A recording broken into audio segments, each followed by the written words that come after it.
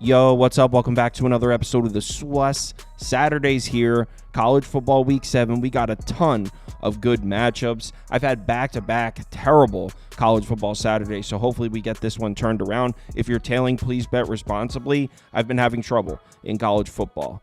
But like I said, we got a ton of good matchups. I'm going to go through as many as I can in this video. Whatever I don't get to, we'll go through on the live show. 10 a.m. up to kickoff, we'll be live going through, I think we have 28 or 29 games lined up. So if you're able to make it, we'd love to see you in the comments.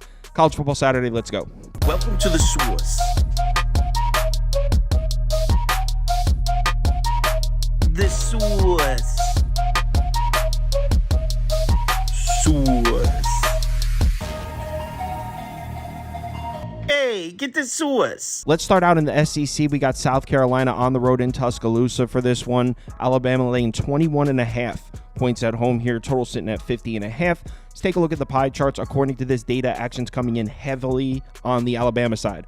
Over 75% of the tickets on Alabama, over 65% of the money.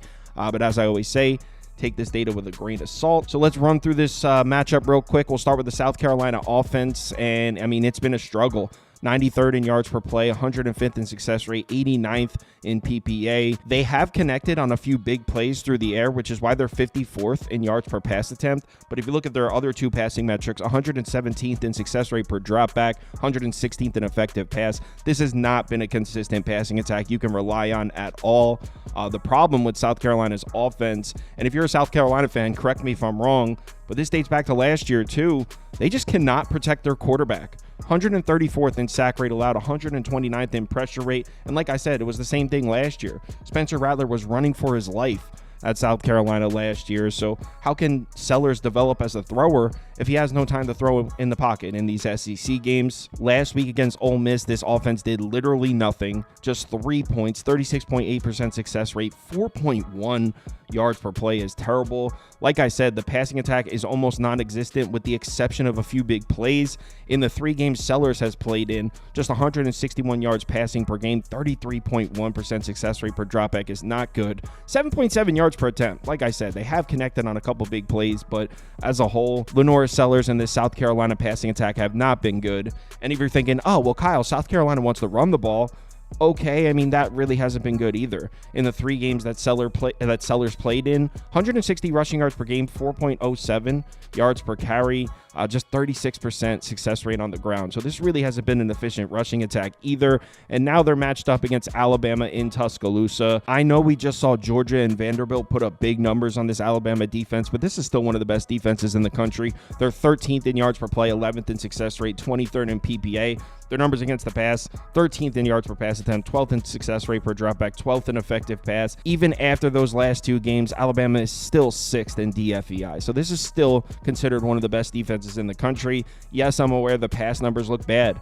in the last 2 games, but I mean, the Georgia game, they were up like 30 points sitting back in coverage while Carson Beck was able to pick his way back into the game. I'm not saying the pass defense played great. I'm just saying that was a very weird game. The defense looked good as hell in the first half. Not to mention that's Carson Beck and Georgia. That was, I mean, he was a Heisman hopeful coming into the season. And then the Vanderbilt game, say what you want to say, definitely a flat spot. Everyone was talking about it coming off the big win.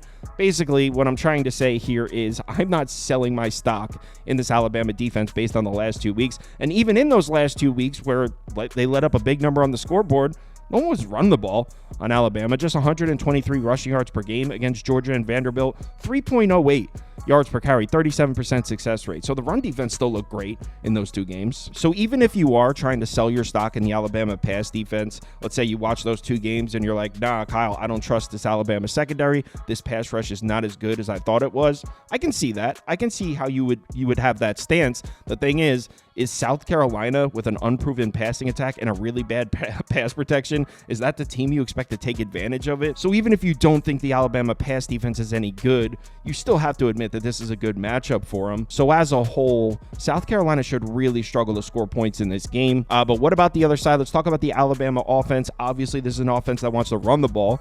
35th in run frequency. Numbers look great. Rushing success rate at 87th, which is a little weird, but every other metric on here looks great. This is a top 10 offense. I think most people would agree. 8th in OFEI, 20th in effective rush, 19th in effective pass. but they will have their hands full in this one against the South Carolina defense. They're sitting at 13th in the country in yards per play, 51st in success rate. The run defense numbers look pretty good, which is huge. We knew this South Carolina defense was going to be tough against the pass. They have arguably the best pass rush in the country, but the run defense numbers have held up. 13th in the country in yards per carry allowed, 77th in success rate, obviously isn't great, 34th in effective rush. In their 3 SEC games, they weren't really getting run on. Against Kentucky, LSU, and Ole Miss, they allowed just 3.45 yards per carry. Now, 46% success rate isn't good. That indicates that these teams were able to get their 4 and 5 yard carries when they needed them. But as a whole, South Carolina was not getting gashed on the ground by these SEC opponents. And if you're worried about this defense going on the road into Tuscaloosa, might I remind you, defense travels. That's what they say, at least. Their only road game so far this year was by far their best defensive performance of the entire season. On the road in Kentucky, they allowed just 6 points, 2.9 yards per play. They allowed 2.9 yards per play in that game. Absolute elite defensive performance on the road in Kentucky. Now, obviously, the Alabama offense cannot be compared to the Kentucky offense. We all know that. But this might be a tough matchup for Alabama. What's the strength of this South Carolina defense? The pass rush, right? They're 3rd in pass rush grade, 29th in pressure rate, 28th in sack rate, 28th in pass rush win rate. That's against a really tough schedule. They played Ole Miss, LSU, 2 of the best offensive lines in college football. They're still putting up pass rush numbers like this. And what has been the weakness of this Alabama offense dating back to last season? The pass protection. 51st in pressure rate allowed, 65th in sack rate allowed. So this South Carolina pass rush is going to win some battles, and there's going to be pressure on Jalen Milroe in this game. Now, the good news for Alabama is Jalen Milroe has done a really good job with pressure so far this year. Actually, A+ QBR when pressure this year, 8+ yards per attempt. He's truly been elite in terms of handling pressure, but South Carolina will be significantly the best pass rush he's seen so far this year. Remember, the best edge rusher on Georgia was banged up in that game. Either way, South Carolina's pass rush is still probably better than Georgia's. So this is going to be the best pass rush he's seen so far. And another thing about South Carolina's defense, they're going to be running man coverage. They're 30th in the country in man coverage frequency. Jalen Milroe, much better numbers throwing the ball in zone coverage. Actually, his numbers throwing the ball in man coverage aren't very good. So this South Carolina defense might be a really tough matchup for Alabama. So where does that leave me in terms of placing a bet?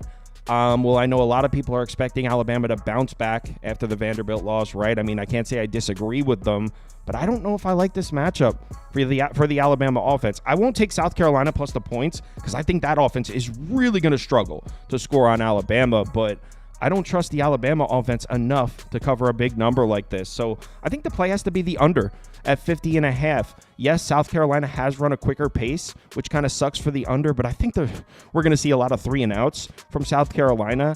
Alabama should be dictating the pace in this game, and they've been running a slower pace, like 109th in plays per game or something like that. So yeah, I think the under has to be the move here. 50.5 next game. We're in the Big Ten next. We got Wisconsin on the road in Piscataway. I actually already recorded a video for this one, so here it is. This is from Tuesday. All right, like I said, Wisconsin's on the road at Rutgers for this one. Scarlet Knights laying 2.5 points at home. Rutgers laying points to Wisconsin. What a time in college football. You love to see it. Total sitting at 40, pretty much 40.5 across the board for this one. So let's start with the Wisconsin offense. They're sitting at 50th in OFEI. I mean, pretty mediocre looking numbers here. 63rd in yards per play, 61st in yards per carry, 71st in yards per pass attempt. Obviously, the lead story of the Wisconsin offense has been Tyler Van Dyke getting hurt, Braden Locke taking over at quarterback. For the most part, we've seen Locke struggling, but I mean, they threw him in there against Alabama. There's not many quarterbacks that are going to be thrown into the game and just march up and down the field on Alabama. It just won't happen.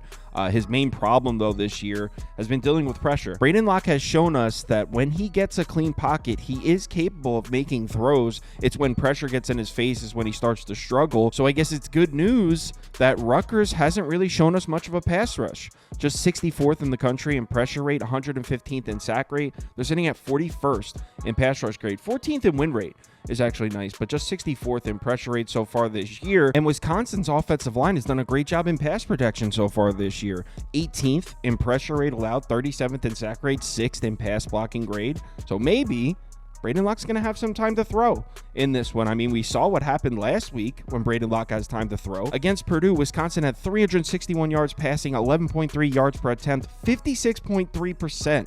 success rate per dropback. This was a very successful passing attack last week against Purdue. Now, to be fair, Rutgers is most definitely not Purdue, and in Braden Locke's other two games against Alabama and USC, it didn't look pretty. Just 5.7 yards per attempt, 160.5 passing yards per game, 30.8% success rate per dropback. Now, I feel it's important to point out that both Alabama and USC are able to pressure the quarterback. Rutgers really doesn't have a pass rush like that, but still, Rutgers is not on the level of Purdue. In fact, they've been great against the pass so far this year. They're 18th in the country in yards per pass attempt allowed, 6th in success rate per dropback, 25th in effective pass. Rutgers defense as a whole is sitting at 35th in DFEI. But when you take a closer look at Rutgers pass defense, who do they look elite against? Virginia Tech, on the road at Virginia Tech. Kyron Drones couldn't get anything going through the air, just 137 yards passing, 5.1 yards per attempt. They also looked elite on the road at Nebraska.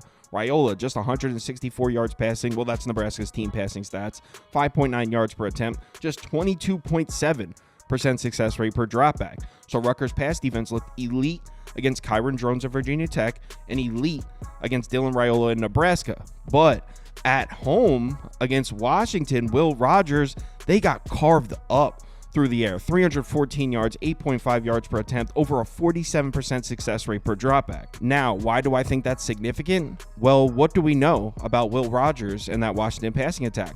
Quick release, quick 3-step drop, get rid of the ball. Quick 5-step drop, get rid of the ball. 3.18 average seconds before he throws it. That's 29th fastest in college football. Want to know who gets rid of the ball even faster than that? Braden Locke. 3.06 seconds before he throws it. That's 19th fastest in college football. So Rutgers at home again, where they struggled to stop Will Rogers in that passing attack against another quarterback who gets rid of the ball quickly. Now, is Braden Locke on Will Rogers' level? Of course not. Will Rogers is 4 years starting experience at Mississippi State in the SEC, much more tenured quarterback. Braden Locke's new. I think this is going to be his 5th start. So, of course, we're not comparing Braden Locke to Will Rogers in terms of experience or skill set, or I shouldn't say skill set, but in terms of experience or capabilities right now. But you add in the fact that Wisconsin should be able to run the ball in this game because Rutgers has really struggled against the run. On the season, they're allowing 5 yards per carry, 158 rushing yards per game, almost a 50% success rate on the ground. And even though this hasn't looked like the big physical dominant rushing attack that we're used to seeing from Wisconsin in years past, they've still been running the ball. 4.38 yards per carry as a team, almost a 50% success rate, 170 rushing yards per game. Remember, this is a Rutgers defense that lost its best player, inside linebacker, right before the season started. He's out for the year. So Wisconsin's going to be able to run the ball in this game. Combine that with the fact that Braden Locke gets the ball out fast, and we saw Rutgers struggle with Will Rogers, another quarterback who gets the ball out fast. I think Wisconsin's going to score points in this game. But what about the other side of the football? Let's talk about Rutgers offense. Obviously, this is a unit that runs through Monungai in the rushing attack. They're 29th in run frequency. Kaliak Manis, not very effective as a passer. Rutgers needs to run the ball. They've done a pretty good job of it so far. Just 63rd in the country in yards per carry, but they're 35th in success rate, 19th in effective rush. What worries me about Rutgers' rushing attack is they did so much of their damage in the first 2 games against Akron and Howard, averaging 307 rushing yards per game, 6.82 yards per attempt, almost a 61% success rate. They ran the ball all over these teams. Since then, Washington, Virginia Tech, Nebraska, just 3.55 yards per carry, 37.9% success rate per rush, 138.3 rushing yards per game. And yeah, Washington, Nebraska, these are solid defensive fronts. Virginia Tech's okay, but it's not like they played Ohio State or Tennessee or Georgia. 3.55 yards per carry. If you're an offense that relies on the run game, you need to be more efficient than that. Against teams like Washington, Nebraska, and Virginia Tech. And Wisconsin's defense, you can honestly throw them in the mix with those teams right there. They're sitting at 33rd in DFEI. Not elite, but certainly not bad either. Against the run specifically, they're 75th in yards per carry allowed, 64th in success rate, 43rd in effective rush. Obviously, Alabama ran the ball all over Wisconsin, but they're in a different class. That's to be expected. 5.32 yards per carry in that game, 181 yards rushing. In their 2 games since then, though, Wisconsin's done a solid job against the run, allowing just 4.13 yards per carry. 32% success rate is solid. Now, that's against USC and Purdue. Purdue's terrible. USC more of a passing team. Rutgers rushing attack attack is obviously better than these two teams, but it's certainly nice to see Wisconsin playing solid defense against the run coming into the Rutgers game, because we know that's what Rutgers is going to do. They're going to give the ball to Monungai. They're going to give the ball to Samuel Brown. So Wisconsin looks pretty good against the run. As far as Wisconsin's numbers against the pass, I mean, they're pretty much right on par with their numbers against the run. 68th in yards per pass attempt allowed, 76th in success rate, 46th in effective pass. I mean, pretty much Jalen Milroe in Alabama was the only team to successfully throw the ball on Wisconsin. So, I mean, I don't expect Cali McManus to be able to do that. Let's pull up his numbers. I don't have it in front of me. 947 yards, 7.1 yards per attempt, 8 touchdowns, 3 interceptions. It's not bad looking, but if you isolate the Rutgers passing numbers in just their last 3 games, so basically take out Akron, take out Howard, it's not great. Just 190 passing yards per game, 6.87 yards per attempt, 36.4% success rate per dropback. So Cali McManus has not shown us he can be trusted as a passer, and the Wisconsin's defense has been slightly above average against the pass. So it's going to come down to, can Wisconsin stop the Rutgers rushing attack? And I don't think they can stop it, but I definitely think they're able to hold it in check, keep it from absolutely killing them, which is why I would have to go with Wisconsin in this game. I think they actually win the game outright. I hope I'm wrong, because I'm in New Jersey. I'm rooting for Rutgers. I also am unable to bet this one personally because I'm in New Jersey, but Wisconsin catching points, I think they win. Yeah, so nothing's changed here. I still think Wisconsin wins this game. It's down to 1.5 now, so it looks like the 2.5s are gone, but it would still be Wisconsin for me. I'm unable to bet it, like I said, in New Jersey, but I think Wisconsin wins this one. Next game. ACC up next, Georgia Tech, North Carolina. I actually already recorded a video for this one too, so here it is. All right, like I said, Georgia Tech on the road in Chapel Hill for this one. Looks like UNC catching 5.5 across the board now. This number was at 6. I don't see any 6s anymore. It looks like the 6s have been bought up. Total sitting at 58.5. I see a couple 59s as well. So let's take a look at the pie charts, and according to this data, action's coming in on the North Carolina side. Not overwhelming though. 55% of the tickets, over 50% of the money on UNC, but as I always say, take this data with a grain of salt. So let's get into this one. We'll start with the Georgia Tech offense. Obviously, if you've watched Georgia Tech this year, you know this offense has been good. They're 28th in yards per play, 20th in success rate, 21st in PPA. They're sitting at 26th in OFEI. I mean, we knew the rushing attack was going to be good. This was a good rushing attack last year. They brought back a lot of production, but Haynes King has really taken a step forward as a passer as well. He's got almost 1,300 yards on the season, 8.3 yards per attempt, 8 touchdowns, 1 interception.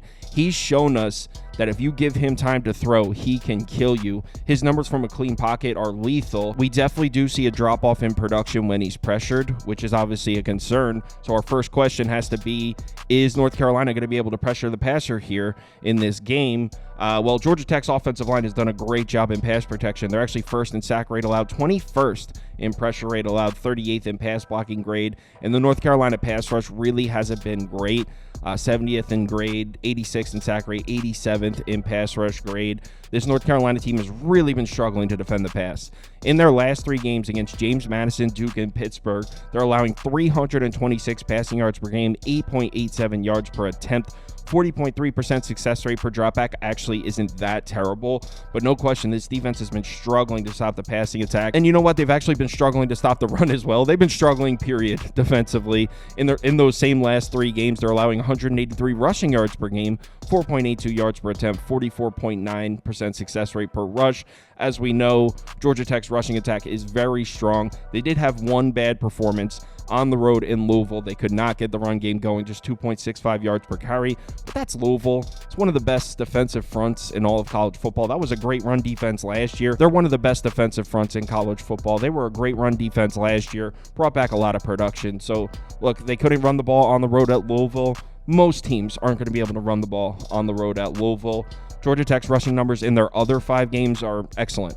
5.4 yards per carry, 50.5% success rate per rush. So this is a very good rushing attack against a North Carolina defense that struggled to stop the run. They've been struggling to stop anyone. That being said, I do have one concern here when it comes to Georgia Tech's offense. Their 2 worst games so far this year, were their two true road games, at Louisville, at Syracuse. Now, the Louisville game, okay, Cards have a great defense. Louisville has an elite defense, but Syracuse, that defense isn't very good. In those two games, they're averaging just 23.5 points per game, which is way below their season average. Now, the success rate, yards per play, still look pretty good, which gives me some hope, but look at these numbers in comparison to these numbers, their offensive numbers in their other games, their games at home, and the one in Dublin against Florida State to start the season. They're averaging 35.5 points per game, almost a 52% success rate, almost 7 yards per play.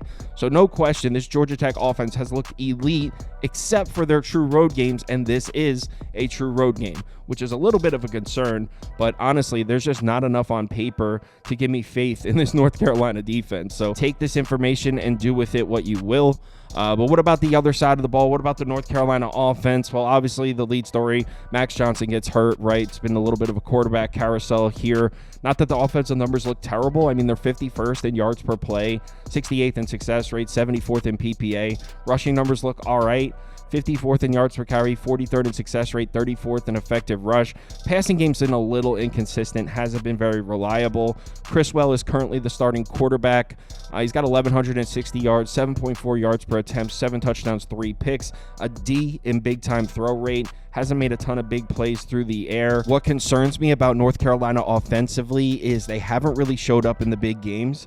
In their games against Power 4 conference opponents, Minnesota, Duke, and Pittsburgh, they're averaging just 21 points per game, 4.82 yards per play, success rate below 38%. So the North Carolina offense has looked really bad in their 3 biggest games so far this year. And remember, this is an offense that wants to run the ball. They've got an NFL back in Hampton. They want to get Hampton the football. In their last 2 games, they couldn't even really do that. Against Duke and Pitt in their last 2, 151.5 rushing yards per game, barely over 4 yards per carry, 40.2% success rate. So even the run game, which is what North Carolina needs right now with the situation at quarterback, even that they've been struggling to get that going. And they're matched up against a Georgia Tech defense that, look, Georgia Tech's defense isn't good, but they have done a really good job against the run. Their run defense numbers actually look pretty good. 45th in yards per carry, 17th in success rate, 30th in effective rush. In their last 2 games against Louisville and Duke, look at their run defense numbers. They're allowing just 2.79 yards per carry, just a 29% success rate, 65.5 rushing yards allowed per game. So this Georgia Tech defense, look, like I said, it's not a great defense, but they've done a really good job against the run recently. The concerning part of Georgia Tech's defense is right here. I mean, we've seen this defense get cooked through the air a couple times. Look at their 2 road games we were talking about before, Louisville and Syracuse. 325 passing yards allowed per game, 11.25 yards per attempt, success rate per dropback over 55%. That's bad. They got roasted in these 2 road games. That being said, these 2 teams have Tyler Shuck at quarterback and McCord. So both these teams have quarterbacks capable of throwing the ball, making big plays through the air. I'm not sure if Criswell really fits that description. In fact, in the last 2 games, the passing attack hasn't really been there for North Carolina. 260 yards per game, just 6.2 yards per attempt, 39% success rate per dropback. But I would have to say both Duke and Pitt probably have better pass defenses than Georgia Tech does. And if you rewind back to the game before that, Criswell actually kind of went off against James Madison. 475 passing yards in the game for North Carolina, almost 10 yards per attempt, 52.1% success rate per dropback. So the passing numbers look good at home against a bad pass defense, and here they are at home against a bad pass defense at Georgia Tech. So, I mean, there's a path. There's a path there if you like North Carolina. Personally, I just don't believe in the North Carolina defense enough, and I think this Georgia Tech offense is very good. So it would only be Georgia Tech for me at -5.5. I'm not going to bet this one, though, because I am a little worried about the Georgia Tech offense kind of shitting the bed in their 2 road games. I don't know if that's a pattern, and I also think there is an outside chance Criswell's able to throw the ball on Georgia Tech. So there's just not enough here to get me to place the bet, but if you put a gun to my head, force me to place a bet on this game, it would be Georgia Tech -5.5. So since I recorded that video, it looks like the North Carolina side took some money. It's down to 4. Personally, I still think Georgia Tech wins this game by a touchdown. I really don't like what I've seen from North Carolina. The reason I haven't bet it, like I said in the video, I'm really worried about those home away splits for Georgia Tech offensively. Their 2 worst offensive games were their 2 road games. Really don't like that. So it's Georgia Tech -4 or pass next game. Back to the Big Ten, we've got Washington, Iowa, another game where I've already recorded a video. Here it is. All right, like I said, Washington's on the road in Kinnick for this one. Iowa laying 2.5 points at home, total sitting at 41 or 41.5, depending on your sports book. Let's take a quick look at the pie charts, and according to this data, the action's pretty split, maybe slightly leaning towards Iowa. As far as the money, it's all in on Washington, and it looks like a bunch of money came in and bought up those Washington +3s. According to this data, that's what it looks like happened, but as I always say, take this data with a grain of salt. So let's get into this matchup, and we'll start with the Washington offense, which has been great so far this year. They're 14th in the country in yards per play, 7th in success rate, sitting at 15th in OFEI. Passing attack with Will Rogers has been awesome. 13th in yards per pass attempt, 10th in success rate per dropback, 17th in effective pass. Will Rogers' numbers on the year look excellent. Over 1,600 passing yards, 9 yards per attempt is impressive. 12 touchdowns, 1 interception. This offense had a huge test last week. Michigan came into town, and you know what? They showed up. It wasn't an offensive explosion, but they put up 27 points, over a 46% success rate, 6.31 yards per play. That's great. That's a great offensive performance against a Michigan defense we know is very talented. Now they're in for another tough test, going on the road into Kinnick against the Iowa defense we know is elite. Now you can't really tell that by looking at this graphic because Ohio State skewed the shit out of Iowa's defensive numbers here. They're just 58th in the country in yards per play allowed, 31st in yards per carry allowed. Still sitting at 5th in DFEI. So advanced metrics still have this as a top 5 defense in the country, which I think most would agree on. The problem is the Buckeyes just ripped them up last week. They put 35 points on them, over 55% success rate, 6.34 yards per play. So Ohio State had no problem handling this elite Iowa defense. But here's the thing. I'm not reading too much into that. I mean, that Ohio State team is so talented top to bottom. It was on the road in Columbus. Iowa's defense in their other 4 games has lived up to the hype. I mean, in their other 4 games, they're allowing just 13.8 points per game, just 4.78 yards per play, success rate around 35%. So this defense has been elite other than that road game against a powerhouse like Ohio State. Now, this Washington offense wants to throw the ball with Will Rogers, as I'm sure you know. They're 41st in pass frequency. Offensive line has struggled in pass protection, which could be a problem, but Will Rogers gets rid of the ball so quickly. 3.18 seconds before he throws it. That's 29th fastest in the country. He gets the ball out quick, but the result of that, throws a lot of short passes. 45.9% of his pass attempts are considered short passes. That's 21st most in the country. The reason I think that's significant, Iowa has 2 of the best linebackers in the country that can go sideline to sideline pretty fast. They should be able to defend these short passes pretty well. What Ohio State did was run it right between the tackles, over 5 yards per carry, 203 rushing yards per game, 57.9% success rate. So Ohio State came in, gave the ball to their superstar running backs, ran the ball on Iowa. Iowa is one of the best run defenses in the country. Ohio State might have the talent to do something like that. Washington certainly isn't equipped to run the ball on Iowa, so they're going to have to rely on Will Rogers' passing attack in this one. And look, it's not that I think Will Rogers can't handle it. I mean, he played in the SEC for 3-4 years with Mississippi State. He's certainly no stranger to seeing elite defenses, but as far as what this Washington offense likes to do, I don't love the matchup for him on the road against this Iowa defense. But what about the other side of the ball? What about the Iowa offense? Obviously, as we know, extremely one-dimensional, very good rushing attack, almost a non-existent passing attack. They're 10th in the country in yards per carry, 15th in effective rush. Passing numbers are awful, almost as bad as they were last year. 131st in yards per pass attempt, 125th in effective pass. Cade Mack started off the season with a decent second half against Illinois State. It's pretty much been all downhill since then. 686 yards, 5.6 yards per attempt, 3 touchdowns, 3 interceptions. And you would think a home game against this Washington defense would be a good matchup for McNamara, but this Washington team has actually done a good job pressuring the passer. They're 23rd in pressure rate created. Cade McNamara under pressure has been an absolute nightmare. I mean, He was already bad with a clean pocket, but when pressured, he's even worse. So Iowa hasn't been able to throw the ball, and I don't expect them to be able to throw the ball here.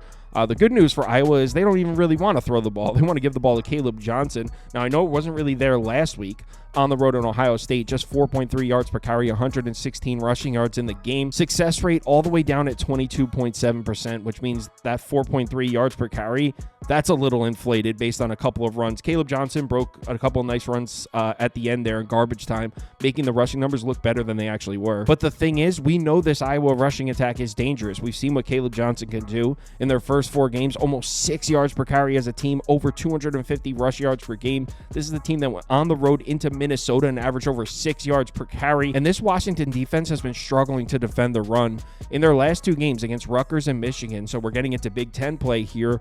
The run defense is struggling, allowing 179 rushing yards per game in those 2, over 5.1 yards per carry, 46% success rate. Now, to be fair to Washington, both Rutgers and Michigan have good rushing attacks, but so does Iowa. So I don't see any reason why Iowa isn't able to run the ball pretty efficiently against Washington. Also, I don't love the travel schedule for Washington. They were home, then on a short week flew all the way across the country to New Jersey to play Rutgers, then flew all the way back home. Now we're flying to Iowa. This team's flying all over the place. Meanwhile, Iowa was in Minnesota, then had a bye week, then was in Ohio, and then flew back home, so a much less grueling travel schedule. Not that that's necessarily a deal breaker, but I don't love to see it. So I'm definitely liking the Hawkeyes to win this one. I also have a trend here for those interested. Since 1988, there's been 5 instances of this.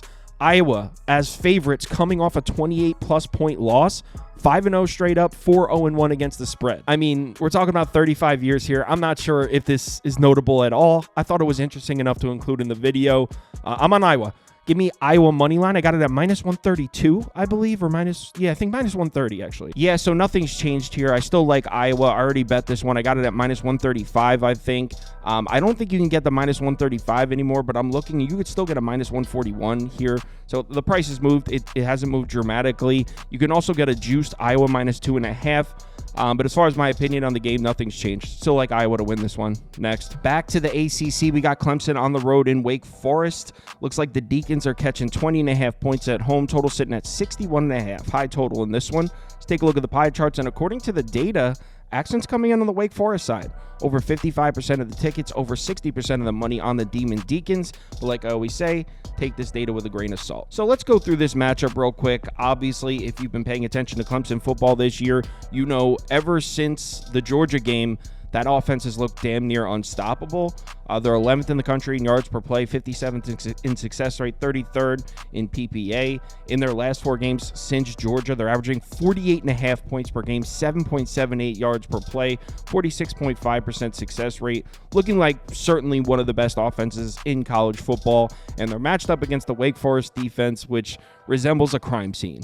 120th in yards per play allowed, 132nd in success rate, 126th in PPA. They're dead last in the FBS in success rate per dropback. So they're really struggling against the pass. I mean, they're struggling against the run as well. I shouldn't limit it to just the pass. But if you look at their pass defense numbers in their 4 FBS games, those games are against Virginia, Ole Miss, Louisiana, NC State. They're allowing over 295 passing yards per game, 53%. Success rate per dropback is bad, 8.5 yards per attempt. So this team's really struggled to defend the pass. But why limit it to just their pass defense? Here are the numbers against the run in those same 4 games. 4.53 yards per carry allowed, 51.6% success rate, which is still bad, over 176 rushing yards allowed per game. So, look, not much to say on this side of the ball. Clemson should put up 1 billion points. On paper, Clemson should score on every possession. But what about the other side of the ball? We'll look at the Wake Forest offense, which has been the strength of their team. Actually, some solid-looking offensive numbers here from Wake. They're 69th in yards per play, 31st in success rate. Look at those passing numbers. 72nd in yards per pass attempt, 72nd in yards per pass attempt, 50th in success rate per dropback, 40th in effective pass. So some advanced metrics has Big Game Hank, and this Wake Forest passing attack is top 40 in the country. And if you look at Bachmeier's stats, it looks pretty good. Big Game Hank, over 1,300 passing yards, 7.4 yards per attempt, 7 touchdowns, 2 interceptions, A+ turnover-worthy play rate. Big Game Hank is protecting the football. You love to see it. So you might look at these numbers and then take a glance at the Clemson defensive numbers and be like, hey, Wake Forest can score points in this game on Clemson. Because if you look at Clemson's defensive numbers, just 58th in yards per play allowed, 79th in success rate, 69th in PPA. Look at the run defense numbers. 96 in yards per carry, 95th in success rate. But here's the thing, when it comes to Clemson's defense, these numbers are so skewed. There's a reason they're still sitting at 14th in DFEI. Clemson's second unit has been getting cooked in garbage time. In the App State game, they were up 42-0 in the second quarter. App State was able to drive down the field a few times and put up 20 points long after the game was over. The following week against NC State, they were up 52-7 in the third quarter. NC State scored 4 touchdowns, went up and down the field 4 times in garbage time on them. And then even the Stanford game a little bit. They were up 40-7 late in the game. Stanford drove all the way down the field, an extra 80 yards and 7 points added. So basically, when we're looking at these Clemson defensive metrics, we have to keep in mind that they've given up a lot of yards and a lot of points in garbage time of these games when they're up 30, 40, 50 points. So you may look at this matchup and think Wake Forest can move the ball in this Clemson defense. Look at the numbers, but I disagree. I mean, we do have to give Wake Forest some credit. They have been running the ball in the last 2 games. 189.5 rushing yards per game, 5.57 yards per carry, 56% success rate. Very nice looking rushing numbers here. Although we do have to take note, these are against NC State and Louisiana. Louisiana is obviously a Sun Belt program, and NC State, I mean, this is the worst Wolfpack defense we've seen in years. So I'm not throwing them a parade for that. Look at their rushing numbers in the previous 2 games against Virginia and Ole Miss. Just 2.6 yards per carry, 38% success rate, under 94 rushing yards per game. So I really don't think this Wake Forest rushing attack is that dangerous. This Clemson defense is much better than the numbers indicate. So if I was to bet this game, I would bet the same thing happens in this one that we've seen happen in several Clemson games so far this year. They jump out to a huge lead. Maybe Wake Forest is able to score some points in garbage time. So if you're asking me what I would bet here, Clemson first half minus 10.5, maybe a Clemson team total over 41.5. Clemson full game, I would lean minus the 20.5. Probably that would be the bet I'd place, is just lay the 20.5 or the full game over, because late in these Clemson games, we're just seeing teams go up and down the field in garbage time. So I would pick one of these 4 bets. I probably would lean towards just laying the 20.5 with Clemson. Haven't bet anything yet. I'll let you know on the live show if I end up pulling the trigger. As of right now, it's just Clemson or pass. Next up, let's talk some action. We got Miami of Ohio on the road at Eastern Michigan. This line's mostly 2.5. Eastern Michigan catching points at home. Total sitting at 46.5 pretty much across the board. Let's take a look at the pie charts, and according to this data, action is in on the Miami of Ohio side. Over 65% of the tickets, over 75% of the money on the Red Hawks. But as I always say, take this data with a grain of salt. So let's take a look at this matchup. We'll start with the Miami of Ohio offense, which has obviously been disappointing so far this year. Just 99th in yards per play, 110th in success rate, 126th in PPA. They're sitting at just 116th in OFEI. No run game whatsoever. 118th in the country in yards per carry, 126th in success rate, 126th in effective rush. Now, the good news, if you're a Red Hawks fan, is it does seem like the offense is coming around. And also, you played a really tough schedule to start the year.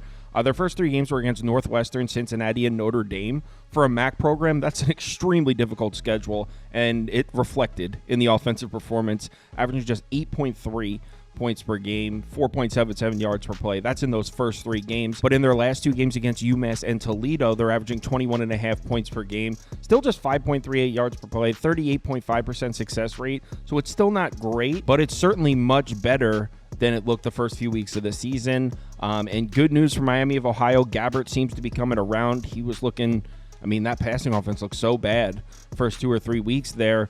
Last 2 games, we're seeing Gabbert start to get a little more comfortable.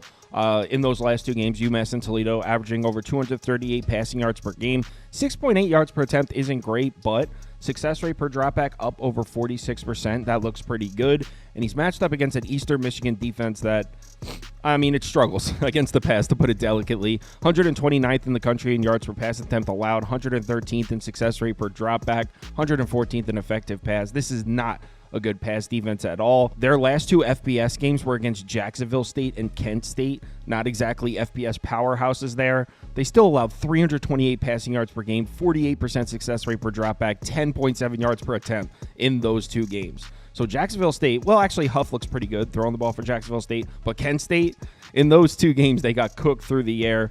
Gabbert should have no problem throwing the ball in Eastern Michigan. Now, Eastern Michigan's run defense has looked really good in those same 2 games, Jacksonville State and Kent State. They're allowing just 3.27 yards per carry, 108 rushing yards per game, success rate below 37%. So the run defense actually has looked pretty solid for Eastern Michigan, but Miami of Ohio wants to throw the ball. I think they're like 10th in the country in pass frequency. I mean, they want the ball in Gabbert's hands. They want to throw the ball, and they should have no problems doing so against Eastern Michigan. But what about the other side of the ball? Let's talk about the Eastern Michigan offense. And for starters, just like Miami of Ohio on the other side, I don't think the run game's going to be there for EMU. In their first 3 games against UMass, Washington, and Jacksonville State, just 2.91 yards per carry, 120.3 rushing yards per game. They were able to run the ball in Kent State in their last one, but I mean, it's Kent State, certainly not comparable to the defense of Miami of Ohio, which was one of the best defenses in the MAC conference last year. And the Redhawks defensive front seems to be rounding into form. In their last 2 games, they're allowing just 3.19 yards per carry, 124.5 rushing yards per game against UMass and Toledo. This Miami of Ohio defense was looking a little shaky to start the season, but as far as defending the run, it looks like they're starting to look like the defense from last year. That, like I said, was one of the best defenses in the conference. Here's the thing, though. I'm starting to worry a bit about the Miami of Ohio secondary. In their last 2 games against UMass and Toledo, not exactly offenses that should be lighting you up, they were actually struggling to defend the pass. Over 8 yards per pass attempt allowed, 43.4% success rate per drop back. Starting to struggle a little bit against the pass, and don't look now, but Eastern Michigan has a little bit of a passing attack brewing with Cole Schneider. He's got 955 yards on the year. Keep in mind, he's only played in 4 games. 6.6 yards per attempt, 4 touchdowns, no picks. I mean, he's not setting the world on fire, but they do have something that resembles a passing attack in their last 2 FBS games against Kent State and Jacksonville State. 254 passing yards per game, 50% success rate per dropback, over 7 yards per attempt. So Eastern Michigan's been able to throw the ball a little bit. And check this graphic out here. This might be too small for you to see, but what this shows is both of these defenses like to run man coverage, and both of these offenses have been much better throwing the ball against man coverage. So in conclusion, I don't like either team to be able to run the ball in this game, but I think both quarterbacks should be able to throw it. So that points towards points. Not to mention Eastern Michigan's been running a really fast pace this year. Should get up and over the total, in my opinion. So numbers at 46.5. Market agrees, it looks like. It's been bet up from 44.5. So give me the over. Over 46.5. Next game. Next up, we got Memphis, South Florida in a unique one. Obviously, this was supposed to be a home game for South Florida. It was actually supposed to be on Friday night. Got rescheduled because of the hurricane, and they're actually playing this game in Orlando. So this, I mean, it's still technically a home game for USF, but not really. The current line sitting about 8 South Florida catching points here. Total sitting all the way up at 60.5. So what do we think of this matchup? Well, the first question has to be what's going on with Seth Hennigan and the Memphis passing attack. This was supposed to be one of the most dangerous passing attacks in the conference. It was last year. Everyone had high hopes for them coming into this year. Look at their numbers in their last 4 games. Take into consideration this is against Troy, Florida State, Navy, and Middle Tennessee. We just saw Louisiana Tech hang like a 50-piece on Middle Tennessee. Memphis, in those 4 games with their superstar quarterback, high-powered passing attack, just 6.18 yards per attempt, 261.3 passing yards per game, 38% success rate per dropback. That is not good. So when we're looking at this matchup against South Florida's defense, it should be a good one for Memphis. South Florida has really struggled to defend the pass. They're actually dead last in the country in yards per pass attempt allowed, 134th, 115th in success rate per dropback, 123rd in effective pass. They've really struggled to defend the pass.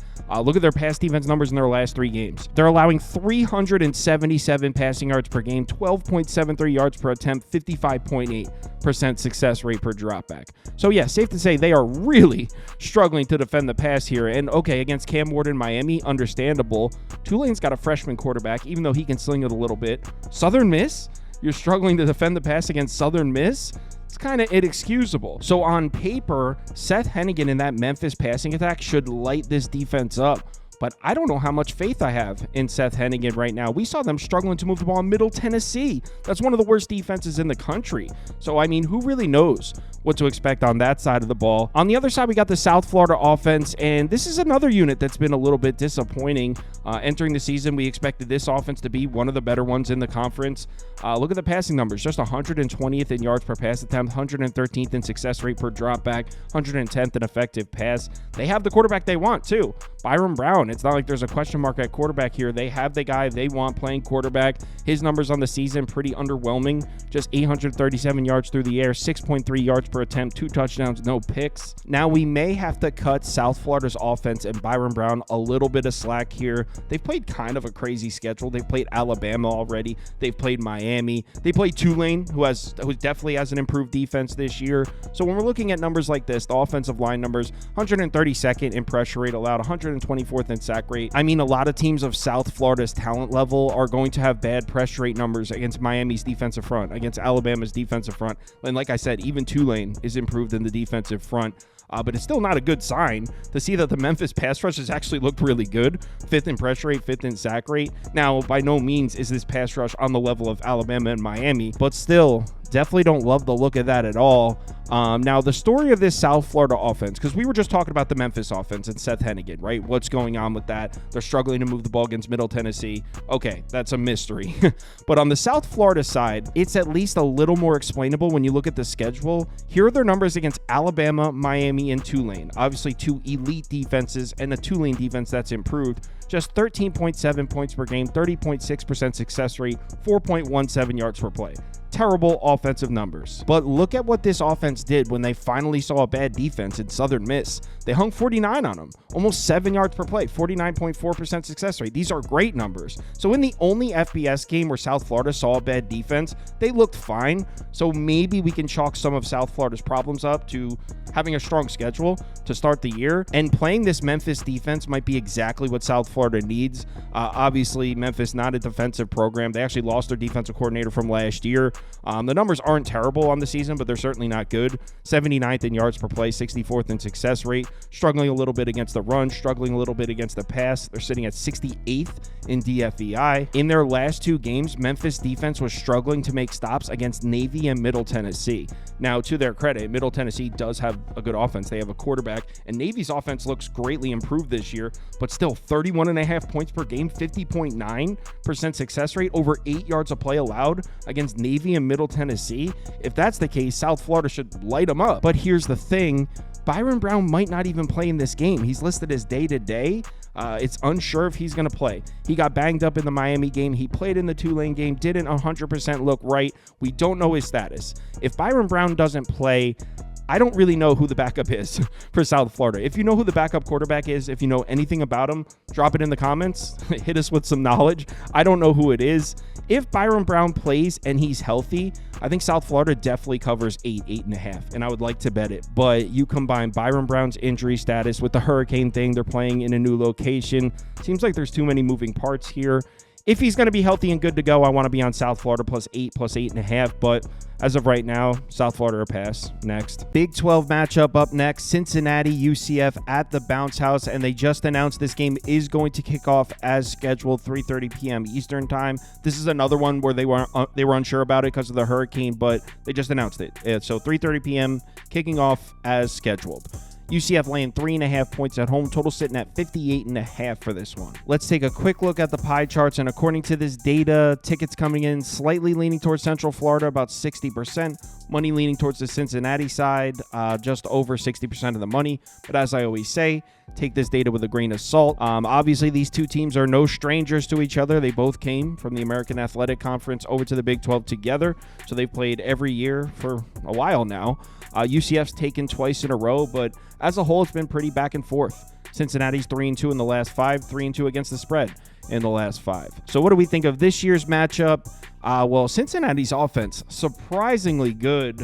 Sorsby's been awesome, man. Look at those passing numbers. 26th in yards per pass attempt, 12th in success rate per dropback, 13th in effective pass. Cincinnati, top 25 passing attack. Who saw that coming this season? Look at Sorsby's numbers on the year.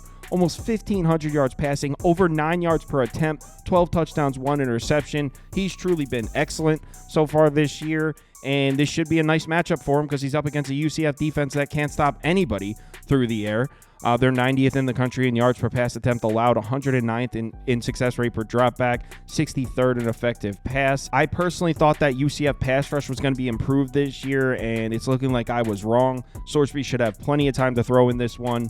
Cincinnati offensive line has done a good job in pass protection. 25th in pressure rate allowed, 48th in sack rate, 39th in pass blocking grade. UCF's defensive line, I mean, like I said, I thought this was going to be a good pass rush in the Big 12 this year. They're 90th in pressure rate, 129th in sack rate. And look how good Sorsby is when you give him a clean pocket. He cooks pretty much perfect numbers when given a clean pocket against this bad UCF secondary. I mean, he should go off here. In Cincinnati's last 2 games, they're averaging over 319 passing yards per game, 10.35 yards per attempt, 54.2% success rate per dropback. That's against Houston and Texas Tech. Both of those pass defenses significantly better than UCF's. In fact, Houston might have a top 25 defense. So Sorsby's been cooking on good defenses. Meanwhile, Central Florida can't stop anybody. I mean, here are their numbers from their FBS games. They played 4 FBS games so far this year: Sam Houston State, TCU, Colorado, Florida. Granted, 3 of the 4, TCU, Colorado, Florida, those are really good passing attacks, but still, we have not seen one even decent defensive performance against the pass here. In their 4 FBS games, they're allowing 285 passing yards per game, 48.5% success rate per dropback, 8.3 yards per attempt. Like I said, they haven't stopped anybody through the air, and Sorsby's looked really good. He should have plenty of time to throw. Cincinnati should throw the ball all over UCF here. But before you go rushing to bet Cincinnati plus 3.5 here, let's flip it over to the other side, because UCF has one of the best rushing attacks in college football. 36 in yards per carry, 1st in success rate, 6th in effective rush. This is a top 10 rushing attack. And Cincinnati, yeah, they've been struggling to stop the run. 93rd in yards per carry allowed, 108th in success rate, 89th in effective rush. Their defense as a whole all the way back at 87th in DFEI. And I know you might be thinking, oh, well, Kyle, UCF has some shitty rushing stats in their last 2 games. Yeah, if you just look at the box scores, they're averaging 3.39 yards per carry in their last 2 games. But that's all from sacks. KJ Jefferson's been sacked 10 times in the last 2 games. Their rushing success rate's over 53%. They've been running the ball. KJ Jefferson getting sacked 10 times is making these rushing numbers look bad. This is a very good rushing attack, and they should have no problem running the ball in Cincinnati's defense. In their last game, they played Texas Tech, whose rushing attack isn't even close to UCF's. They allowed 6.42 yards per carry, 47% success rate. They couldn't stop Texas Tech's rushing attack. They definitely can't stop UCF's rushing attack in the bounce house. So as much as I think Sorsby's going to cook on this UCF secondary, UCF should be able to run the ball right down the throat of Cincinnati's defense. So I like both offenses to move the ball here. Add on the fact that both of these offenses have been running at a pretty high pace so far this year, 40th and 14th in pace. How do we not go over here? 58.5. Here's the problem. Market's buying this number down. It was at 61. It's been bought all the way down to 58.5. So clearly there's some sharp action, or maybe it's because of the hurricane, the weather. I'm not sure. So I haven't personally bet this yet. Maybe the condition of the field is in question right now. But on paper, this should be an over game all the way. So I like the over at 58.5. The only thing that's holding it up is the weather, the condition of the field, and all that. I'll let you know on the live show if I end up betting it. That's at 10 a.m. Eastern time. Next game. Next up, we got Penn State on the road at USC.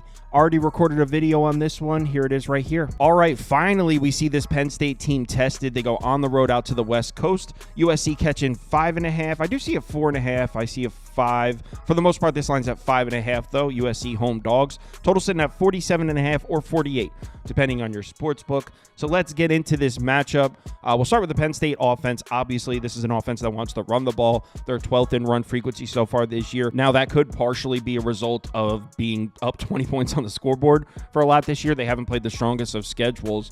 But no question, the 2 superstar running backs, Singleton and Allen, that's what Penn State's offense identity is. That's what they want to do.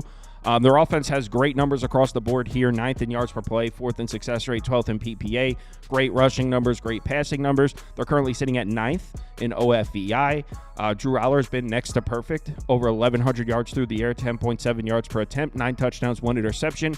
Big time throw rate down at B- because, like I said, haven't really been tested yet. We haven't seen Drew Aller put in a position where he needs to make big throws, which isn't a criticism of Drew Aller. That's a testament to how how well Penn State's been playing and how they haven't really been tested in terms of their schedule. But we haven't seen Drew Aller put in that position yet. If you look at Penn State's schedule, the games coming up, we probably will see it soon. The Penn State passing numbers in the Illinois game don't look great. Just 135 passing yards in the game, 6.4 yards per attempt, but success rate per dropback is still up close to 48%. It wasn't so much that they weren't able to throw the ball in that game. I would say more so they just didn't throw the ball in the game.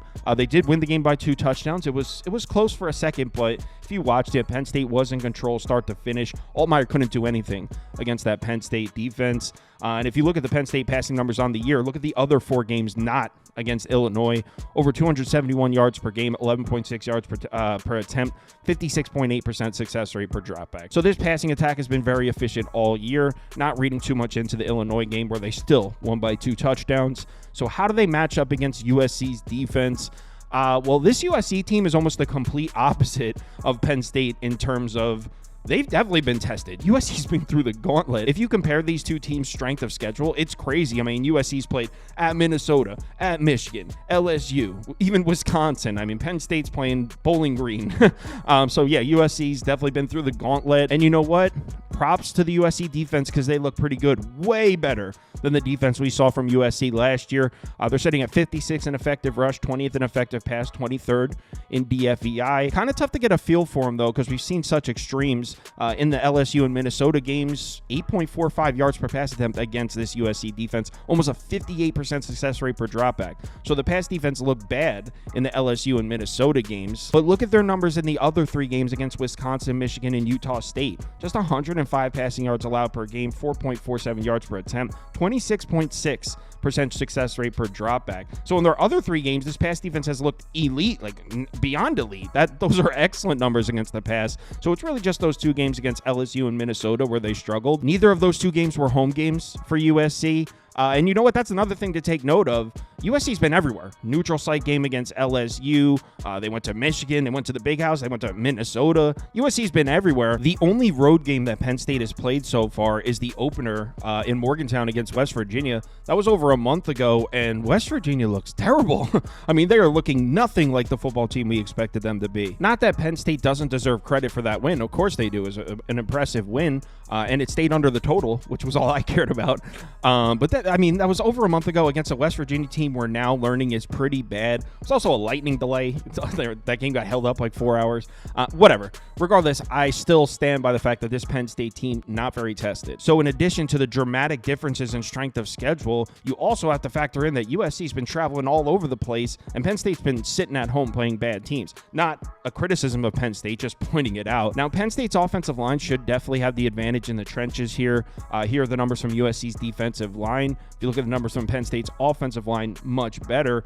But keep in mind, I mean, we have to keep mentioning this, drastic difference in strength of schedules. If you look at the top, the PFF grades, those are schedule adjusted. Now, PFF, take it with a grain of salt, but Penn State's offensive line, 65th in run blocking grade, 72nd in pass blocking grade. And if you bring USC's defensive line numbers back on the screen and look at those top numbers, the PFF ones, 80th and 92nd. So Penn State should definitely have the advantage in terms of the offensive line against USC's defensive front, but it may not be as big of a gap as you think. Regardless, though, we do have to give Drew Aller some credit. Even though he hasn't seen a ton of pressure so far this year, when he has seen it, he's handled it pretty well. Again, I would argue that, he hasn't really been put in many difficult situations, but still, he deserves credit. Now, if you're looking to poke holes in this Penn State offense, you can look right here. Here are the numbers from the first 3 games against West Virginia, who, as we mentioned, that defense looks terrible. Bowling Green at home, Kent State at home. Sure, they're averaging over 41 points per game, over 53% success rate, 8.15 yards per play. Look at their numbers from the last 2 games. Yeah, success rate still looks good. The offense still looks okay, but yards per play down to 5.9, just 24 points per game against Illinois and UCLA. By the way, Illinois and UCLA, it's not like they're elite defenses, and both those games were at home in Happy Valley. Look at Penn State's rushing numbers when you isolate it to just last week's UCLA game. Just 2.83 yards per carry in the game, 85 yards rushing. Now, success rate still looks great, so this is still an efficient rushing attack. They got the 5 yards when they needed it, but still, we're seeing these elite offensive numbers that we saw from the first 3 weeks come down a bit. the last 2 games. Now they're going to go on the road to USC, whose defense, by the way, looked awesome in both their home games. They've only played 2 home games so far this season. They're allowing just 10.5 points a game in them, 4.7 yards per play, 38.1% success rate. So this USC defense, when they have gotten the opportunity to play at home, has looked really good. Granted, those games were against Utah State. Cooper Lagos isn't even there anymore, and Tyler Van Dyke got hurt. Braden Locke was playing quarterback for Wisconsin. Neither of these offenses are comparable to Penn State, but still, USC has played very good defense in this building. I think Penn State's offense in for a bit of a wake-up call. Now, what about the other side? What do we think of the USC offense? Obviously, this is an offense looking to throw the ball with Miller Moss, sitting at 9th in pass frequency on the year. Offensive numbers are looking pretty good despite the schedule they've seen. They're 35th in yards per play, 14th in success rate, 29th in success rate per dropback, 9th in success rate per rush. So they've been very efficient with their offense. Miller Moss on the season, I mean, almost 1,400 yards passing, almost 7 yards per attempt, 9 touchdowns, 4 interceptions, a little bit concerning. And I'm also a little concerned that he did so much damage in that opener against LSU. 378 yards, over 10.5 yards per pass attempt, over 62% success rate per dropback, was looking elite. Since then, I mean, not that it's been bad, but just 271.5 yards per game, 6.18 yards per attempt is not very efficient. Now, 45.2% success rate per dropback still looks good, but not nearly as explosive as they looked in week 1. And similar to what we were saying about Penn State against West Virginia's defense, LSU's defense we thought was going to be improved this year. They're looking almost as bad as maybe not quite as bad as last year, but that LSU defense doesn't look good. So we're not throwing Miller Moss a parade for going off in the opener against LSU's defense. He's going to be in for a bit of a test here against Penn State's defense. As we know, just like last year, one of the best defenses in the country, 4th in yards per play, 4th in yards per carry, 11th in yards per pass attempt. Even the schedule adjusted numbers, 4th in effective rush, 10th in effective pass, 13th in DFEI. And we know Lincoln Riley is trying to throw the ball, right? Look at Penn State's numbers against the pass this year. 157 passing yards allowed per game, just 5.28 yards per attempt. Success rate per dropback under 32%. They've been elite against the pass. And in terms of the opponents they've seen, yes, they haven't seen very good teams, but they have seen some quarterbacks. I mean, West Virginia, Garrett Green can play. He's not terrible. Bowling Green's got Connor Bazelak. He's decent. He's a solid quarterback. Illinois, Altmaier's the man. So overall, the teams they've seen, not good, but they have seen some quarterbacks. Now, the USC offensive line has played pretty well this year, but still, they're going to be outmatched in this department. Penn State's defensive front, about as good as it gets in college football. I don't even need to read all these numbers off. Pretty much top 10 across the board. If you look at the USC offensive line numbers, not nearly as impressive, although they have played some tough defenses. I mean, on the road in Michigan, on the road in Minnesota. LSU, they do have some edge rushers, even though that defense isn't any good. Wisconsin, the defense is okay. So they've played a much tougher schedule here, but still, they're going to be outmatched by Penn State's defensive front. Some good news for USC would be Miller Moss actually has handled pressure pretty well. If you look at his splits when given a clean pocket and when pressured, he has done a decent job with that. So that's a positive sign for USC. And another positive sign for USC, something I was not expecting, on the road in Minnesota, they averaged over 6.1 yards per carry as a team. The run game was there. Obviously, this USC offense under Lincoln Riley, not really known for its rushing attack, 173 yards on the ground, 68% success rate per rush, over 6.1 yards per carry on the road in Minnesota. Look at the offensive line yards, generating a ton of space. That's on the road against PJ Fleck's defensive front, which is looking really strong this year. They brought back a lot of production from last season. That's impressive to run the ball on the road in Minnesota. And this Penn State run defense, obviously one of the best in the country, but we saw Bowling Green catch this team off guard and run the ball a little bit. Now, success rate 27% indicates that these numbers are a little bit skewed. They must have broke one long run to make them look like this. As we know, in the other games, nobody has run the ball in Penn State. Just 65.3 rushing yards allowed per game, just 2 yards per carry, 31% success rate. So no, teams have not really run the ball in Penn State at all, and I don't expect USC to do so, but that game in Minnesota might give James Franklin a little more to think about in terms of watching film this week. Maybe alters his defensive game plan a bit. That's all I'm saying. So where does that leave me in terms of placing a bet? I took the points. I already bet this. I took USC plus 5.5. I just can't get over the fact that USC has seen such a strong schedule, and Penn State I mean, at West Virginia in the opener, okay, that's decent, but West Virginia looks bad, and they really haven't played much competition. They got Illinois at home coming off a huge upset. It wasn't even a great spot for Illinois. So I just can't get over the discrepancy in strength of schedule here. I think USC is able to play them close. I actually think they're live. I think USC could potentially win this game. So yeah, I bet USC. I got it at +5.5. Obviously, it's down to +3.5 now. Now that it crossed over 4, I definitely don't like it as much, but anything above a field goal, my pick would still be USC. I think they have a chance of winning outright. So yeah, USC's the side for me. I like the 5.5 a lot better than the 3.5 though. Next game. Next up, we got the Red River rivalry, only this time it's in the SEC. Already did a video on this game as well. Here it is. All right, Texas, Oklahoma, Sooners catching 14.5 points in this one. Total sitting at pretty much 49.5 across the board here. Let's take a quick look at the pie charts, and according to this data, everyone is on the Longhorns. Over 75% of the tickets, over 75% of the money on Texas. But as I always say, take this data with a grain of salt. So let's get into this matchup. Here's some head-to-head history. Oklahoma has taken 5 of the last 6. They're also 4-2 against the spread in the last 6. So Oklahoma has been the more profitable bet in this rivalry recently. But honestly, who cares? We're talking about this year's matchup only, and we'll start with the Texas offense. Pretty balanced, as we know. One of the best teams in the country, let alone one of the best offenses. 5th in OFEI, elite passing numbers, solid rushing numbers too. They're 9th in the country in yards per play, 10th in success rate, 9th in PPA. Passing numbers 8th, 7th, 9th. Rushing numbers not quite as elite, but still solid numbers on the ground as well. Quinn Ewers numbers on the year: 691 yards, 8.7 yards per attempt, 8 touchdowns, 2 interceptions, A+ turnover worthy play rate. He's protected the football well. In the games Quinn Ewers has played, Texas is averaging over 342 passing yards per game, 53.8% success rate per dropback, 10.3 yards per attempt. Those are some pretty elite passing numbers there. Now, to be fair, Texas passing numbers look pretty elite with Arch Manning in there as well. I mean, they're a small step down. So this Texas passing attack is pretty elite with Quinn Ewers or with Arch Manning. But specifically in the games that Ewers played, it was about as good as it gets in college football.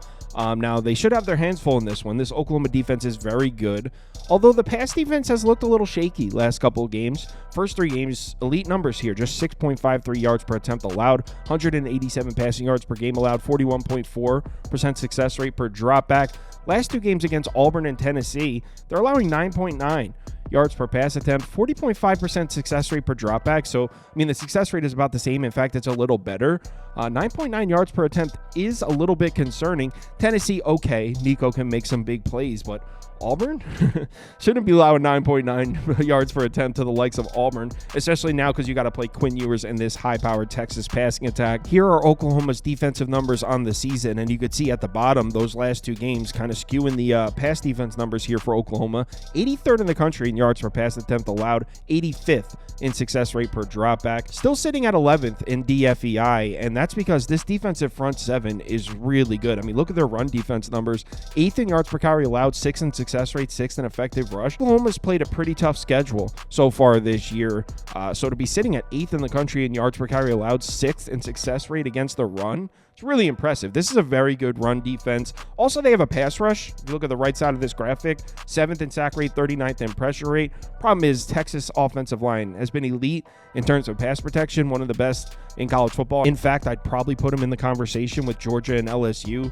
in terms of the best pass protection in college football. So even though Oklahoma's pass rush has been good, not sure how effective it's going to be here against this Texas offensive line. And to make matters even worse, Quinn Ewers has handled pressure really well. I mean, he's been great when pressured so far this year. So I think Texas is equipped to take Oklahoma's pass rush out of the game. But look at the left side of this Texas offensive line graphic.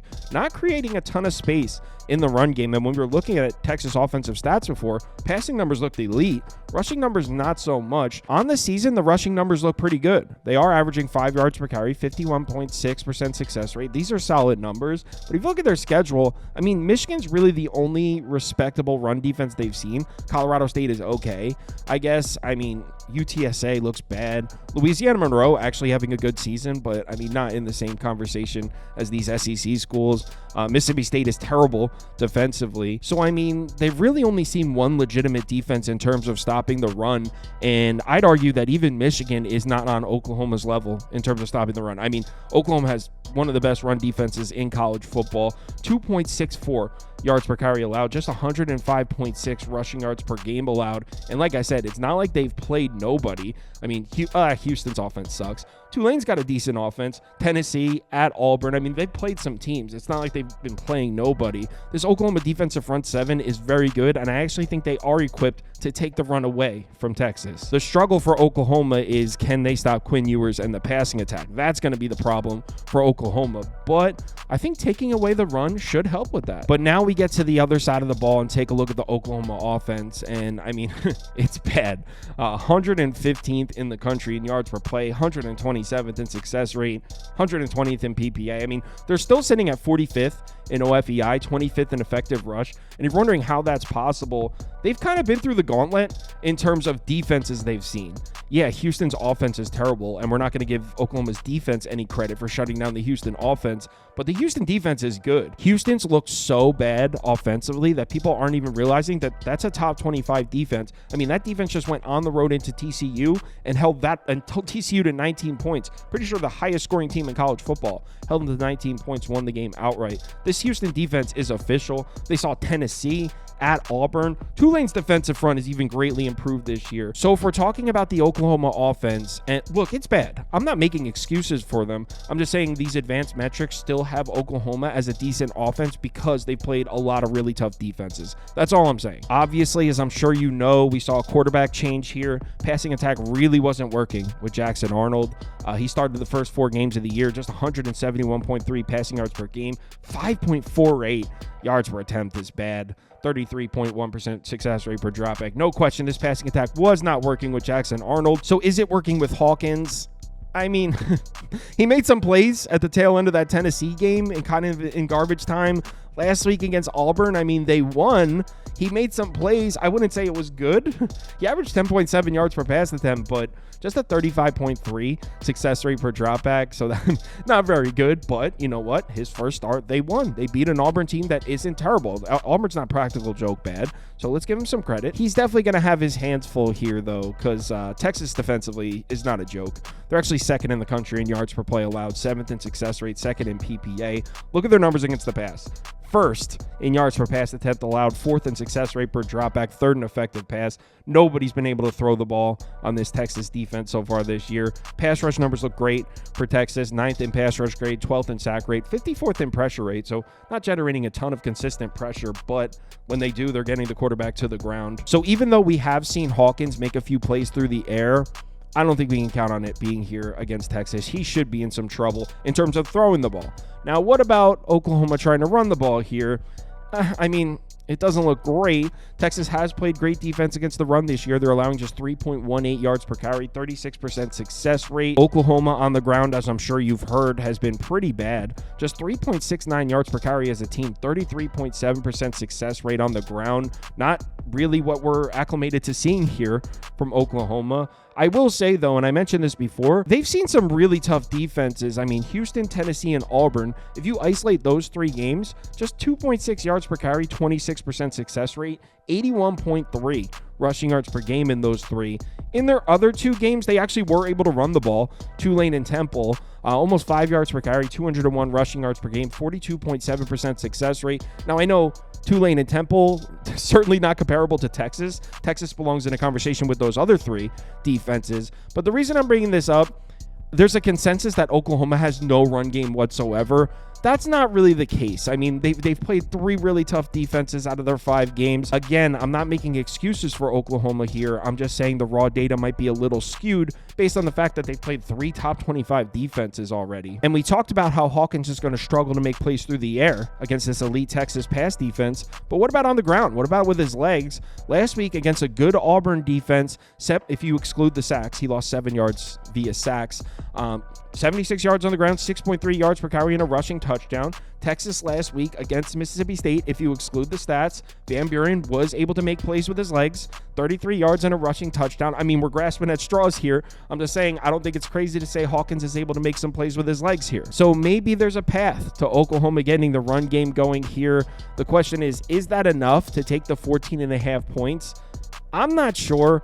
I think on paper, Texas has looked 2 touchdowns or more better than Oklahoma, but I don't know how you lay 14.5 points in this game, in this rivalry game. You know Venables has something cooked up for this game, some kind of play that's going to catch Sark off guard here. These games are always wild. I mean, last year, Texas was favored by, I think it was 6. Oklahoma won that game outright. It was crazy back and forth. So, I mean, there's just no way in hell I'm laying 14.5 points in the Red River rivalry. I don't care how much better Texas has looked than Oklahoma this year. They've looked substantially better. But again, this is the Red River rivalry, and we're going to see Oklahoma's best fastball along with some trick plays thrown in there. I think Hawkins is able to make some plays with his legs. Quinn Ewers coming back from injury to immediately play the toughest defense Texas has seen so far this year. There's just no way I can lay 14.5. So, look, if you're on Texas, I get it. They've looked 14.5 points better than Oklahoma, but this game is usually pretty crazy. So, give me Oklahoma plus 14.5. I wouldn't even be mad if you take a swing on the money line here. Like I said, this game's wild. So, yeah, it would only be Oklahoma for me in that game. I'm not laying 14.5, 15 points in this rivalry game. This game always seems to be crazy. So, I haven't bet it yet. I actually see a 15.5 now. I probably will put some money on Oklahoma, though. So, it'll be Oklahoma plus the points for me next game. ACC up next. We got Louisville on the road at UVA here. Virginia catching 7 or 7.5. Total sitting at 54 or 54.5, depending on your sports book. Let's take a look at the pie charts. And according to this data, action's looking pretty split. About 50-50 tickets, 50-50 money. But as I always say, take this data with a grain of salt. So let's get into this one. Start with some head-to-head history. Pretty back and forth. Louisville has taken the last 2. Virginia's covered a lot of these numbers, though. 1, 2, 3, 4, 5, 6, 7. Looks like 7 and 3 against the number in their last 10 against the Cards. But who cares about the past? Let's talk about the future. We'll start by taking a look at the Cards offense, which looks pretty good this year with Tyler Shuck. They're 15th in the country in yards per play, 33rd in success rate. They're sitting at 16th in OFEI. Run game has surprisingly not really been there as much as they'd like, and we'll talk about it in a second. Passing attack looks good, though. They're sitting at 20th in effective pass. Tyler Shuck has some great-looking numbers on the year, over 1,400 yards, 9.5 yards per attempt, 13 touchdowns, 2 picks. Pretty much the only game this year where Louisville's offense didn't look great was on the road at Notre Dame. They did end up scoring 24 points in the game. 5.83 yards per play is actually pretty good as well. Just a 32.9% success rate. And if you watch that game, Louisville wasn't consistently moving the ball. They did break a couple big plays, but as a whole, the offense didn't really look fluent. Notre Dame's defense definitely got the best of them.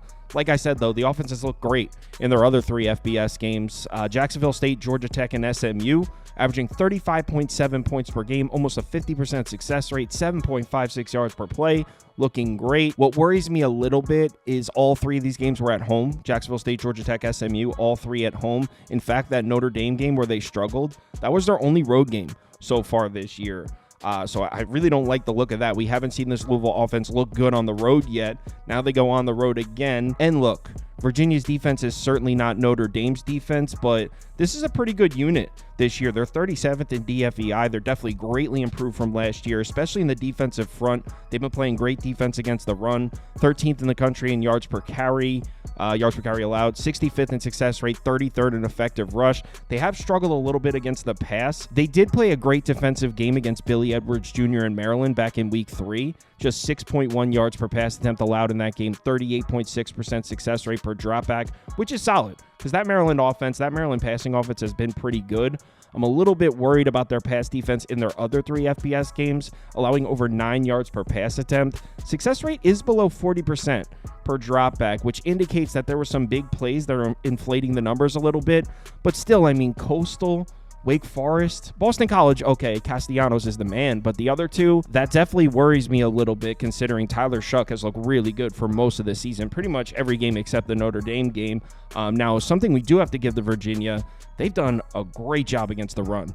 In their 4 FBS games, they're allowing just 3.2 yards per carry, 41.9% success rate, just 104 rushing yards per game. And this Louisville rushing attack, I was talking about it before. What's going on here? In their last 3 games against Georgia Tech, Notre Dame, and SMU, they're averaging just 3.81 yards per carry, success rate down at 39%. That is not good. This Louisville run game does not look right now. And you could say, hey, Georgia Tech's got a strong run defense. Notre Dame, obviously. SMU's got a strong run defense as well. But you know what? So does Virginia. So as a whole on this side of the ball, I don't hate this matchup for Virginia's defense. I think they're more than capable of limiting the Louisville rushing attack. They're going to struggle with Tyler Shuck. He's definitely going to have opportunities to make plays, but he didn't look good in his only road game so far. I think Virginia's defense is equipped to give Louisville some problems. Obviously, they're not going to shut Louisville's offense down, but I think they're equipped to give them some problems. Now, what about the other side of the ball? Let's talk about the UVA offense. And I mean, they're matched up against the Louisville defense, which means they're probably not going to be able to run the ball. This Louisville defensive front, probably top 10 in the country, certainly top 15. They're sitting at 7th in success rate against the run, 27th in effective rush. Louisville's been weirdly struggling with the pass, though, recently. 100th in yards per pass attempt allowed, 90th in success rate per dropback. Their defense is all the way back at 44th in DFEI, which is way below we expected them to be. Look at their numbers against the pass in their last 3 games, allowing over 255 yards per game, 9.1 yards per attempt, and a success rate per dropback above 46% against Georgia Tech, Notre Dame, and SMU. Now, you could say, Kyle, those are 3 good teams, but you know what? Virginia's got a quarterback, too. Calandria can play. Look at his numbers. Over 1,200 yards, 8.1 yards per attempt, 8 touchdowns, 4 interceptions, a little bit concerning, but he does have an A in turnover-worthy play rate, indicating he does protect the football. And what I really like about this matchup for Calandria is he's handled pressure really well this year. He's done a really good job handling pressure. We know that Card's pass rush is coming. Like I said, the strength of this Louisville defense is the defensive front. They have a pass rush. Virginia's offensive line has done a solid job in pass protection, but Louisville's defensive front definitely has the edge. So the pass rush is coming, but like I said, Calandria's done a good job handling pressure, which is why I cannot lay more than a touchdown with Louisville on the road here. I'll be closer to the Virginia side. I don't like how Louisville's coming off back-to-back losses, though. Usually you would think this is a perfect spot to bounce back. They really need a win here. But you know what? You can also point at the fact that they've got Miami on deck. They've got one of the biggest games of the season next week. Either way, though, I can't do it. I can't lay 7.5 here. I'll be on the Virginia side. But instead of taking the 7.5, I'm looking more towards the Louisville team total under or the under. The angle that I like is I think this Virginia defense is undervalued, and I think this Louisville offense is overvalued, especially on the road. We have not seen Louisville's offense play a good game on the road yet. We've only seen one road game, and they really didn't look great in it. So I think Virginia's defense can surprise us and give Louisville some problems. 30.5 is way too high for Louisville on the road. So it'll be Louisville team total under or Virginia plus 7.5. Don't have a bet down yet, but I still have a few games to get to. So there's going to be bets I'm adding at the end here. Maybe add one of these for a small bet. Next game. Next up, Golden Bears are on the road at the undefeated Pittsburgh Panthers that are now ranked number 22 in the country. Pitt's laying 3.5 points at home here. Total sitting at 58.5. Let's take a quick look at the pie charts, and according to this data, action's coming in heavy on the Pittsburgh side. Over 80% of the tickets, over 70% of the money on the Panthers. But as I always say, take this data with a grain of salt. So let's start by taking a look at the Cal offense. And I mean, it's been okay. Mendoza looks okay. Jaden Ott, obviously not as effective in the run game as they were expecting. He's also a little banged up. I think he's listed as probable for this game, so I think he's going to play. But as a whole, he hasn't really gotten a ton of touches this year. We were expecting him to be one of the better backs in the ACC. Haven't really seen it yet, but the season is still young. On the year, Cal's 55th in yards per play, 86 in success rate. Passing numbers look pretty solid, though. 30th in yards per pass attempt, just 98th in success rate per dropback, but they are sitting at 36th in effective pass. I mentioned the run game hasn't really been there for Cal. In their 3 games against Power 4 opponents, just 93.7 rushing yards per game, under 3 yards per carry, 37% success rate. These are not good numbers here. Granted, I mean, Auburn, Florida State, Miami, that's a tough 3 opponents right there if you're trying to run the football. They did run the ball all over San Diego State. The question is Pitt closer to these defenses, or is Pitt closer to San Diego State? As far as the numbers go, this is looking like a top 25 run defense, although I think it might be a little bit of a sell high spot on the Pitt run defense. On the year, they're 20th in yards per carry allowed, 36th in success rate, 24th in effective rush. This is a defense that lost all 4 of their defensive linemen from last year and their D-line coach. So, I mean, I do not think they're this good, but I'm not trying to take credit away from them. I feel we do need to point out that they racked up a lot of their elite-looking run defense numbers against Kent State and Youngstown State. In those 2 games, they allowed just 1.36 yards per carry, just 51 rushing yards per game, success rate under 30%. So they really shut down Kent State and Youngstown State. In their other 3 games, their run defense didn't look nearly that good. It wasn't bad, but I mean, 4.15 yards per carry, 162 rushing yards per game, 40.8 success rate per rush. So in their other 3 games against formidable opponents, Cincinnati, West Virginia, North Carolina, the run defense wasn't nearly as elite as their numbers indicate. So like I said, definitely might be a sell high spot for the Pitt run defense. And you know what? You can say something similar about their pass defense. Their numbers on the year look pretty good. The only 2 times they've seen a quarterback, Cincinnati and West Virginia, 254 passing yards allowed per game, 40.2% success rate, 7.4 yards per attempt. Not that these numbers are bad, but their defense, if you look at their defensive numbers on the year, it makes it look like Pitt has this elite top 25 defense, and they're not quite that good. So although the Cal offense has been streaky and they're yet to really get the run game going other than the San Diego State game, I do think they're able to move the ball on Pitt. Like I said, I think this Pitt defense is a little bit overvalued right now. But what about on the other side of the ball? What about the Pitt offense? Obviously, they look great with Holstein. They're 20th in the country in yards per play, 19th in success rate. Look at the passing numbers, 19th in yards per pass attempt, 28th in success rate per drop back, 28th in effective pass. Holstein's been a beast this year, over 1,500 yards, 15 touchdowns, 3 picks, 9.2 yards per pass attempt. And unlike the Pittsburgh defense, Holstein's been racking up passing numbers in all their games, not just the Youngstown State game. In their games against Power 4 opponents so far this year, they're averaging 328 passing yards per game, 9.23 yards per attempt, 43.8% success rate. So you can't accuse Holstein of stat padding in some of their easier games, even though not that the defense is doing that purposely. You can't accuse Holstein of that. That being said, Cincinnati, I mean, not a defensive program, not a great defense. West Virginia's defense looks terrible this year. North Carolina, they're a mess, man. So although Holstein did play great in their biggest games, Pitt's kind of yet to see a real legitimate defense. That being said, I don't know if I'd call Cal a real legitimate defense at all. They've been struggling a little bit against the run. They do have some nice looking numbers against the pass, though. On the season, they're 33rd in yards per play allowed, 25th in yards per carry allowed, 52nd in yards per pass attempt allowed. This defense is sitting at 26th in DFEI, so some advanced metrics indicate Cal might be close to a top 25 defense. And if you look at Cal's game logs, it's really just the Miami game. I mean, they got cooked by Cam Ward in the Miami passing attack, 437 passing yards allowed in that game, 52.7% success rate per dropback, 8.2 yards per attempt. They had no answer for Cam Ward in the Miami passing attack, but in their other 3 FBS games, they're allowing just over 6 yards per pass attempt, 31.9% success rate per dropback, under 170 pass yards per game. So this Cal pass defense looked really good in their other FBS games, not named Miami. That being said, Auburn, I mean, San Diego State, Florida State, none of those 3 teams I would put on Pittsburgh's level right now in terms of a passing attack. So Pitt definitely is a step up in competition compared to these 3 teams. But still, it's nice to see that Cal's pass defense has definitely looked elite in every other game besides the Miami Hurricanes game. And I mentioned earlier how Cal's defense has been struggling to stop the run. Well, Pittsburgh might not be equipped to take advantage of that. In fact, Pitt's kind of struggling to get the run game going recently. In their last 2 FBS games against North Carolina and West Virginia, they're averaging just 3.39 yards per carry, 108.5 rushing yards per game, success rate under 40%. So Pitt's run game hasn't really been there, and that's against West Virginia.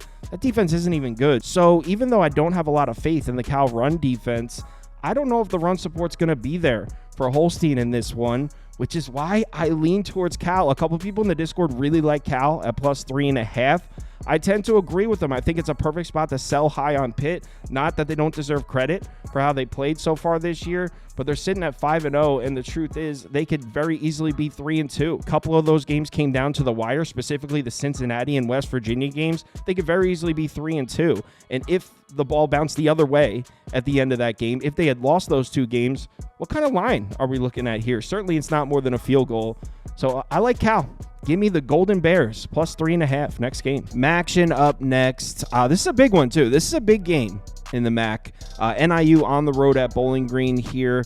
BGSU laying 2.5 points at home. Total sitting at 47 or 47.5, depending on your sports book. Let's take a look at the pie charts. And according to this data, everyone's betting Bowling Green. 80% of the tickets, 90% of the money on the Falcons. Seems like action's coming in heavy on the BGSU side. This number was at 3, got bought down to 2.5. So, I mean, as I always say, take this data with a grain of salt. As far as this matchup, I'm not going to spend a ton of time talking about it. I like NIU. They were actually my pick to win the conference. I didn't get in at 3, though. It's at 2.5 now. And to be honest, in this matchup on the road here, 2.5 feels about right for this line. I don't know that I necessarily love the matchup for Northern Illinois. They should be able to run the ball in this game. That is the weakness of this Bowling Green defense. 116th in yards per carry allowed, 82nd in success rate, 81st in effective rush. NIU, an offense that likes to run the ball a lot, and they're pretty good at it. They're sitting at 50th in effective rush. So I like NIU to come in here, run the ball on Bowling Green. Problem is, I don't necessarily know if NIU can stop Connor Bazelak and the Bowling Green passing attack. I know you look at these numbers, you're like, Kyle, Northern Illinois, 32nd in yards per pass attempt allowed, 29th in success rate per dropback. This is a great pass defense.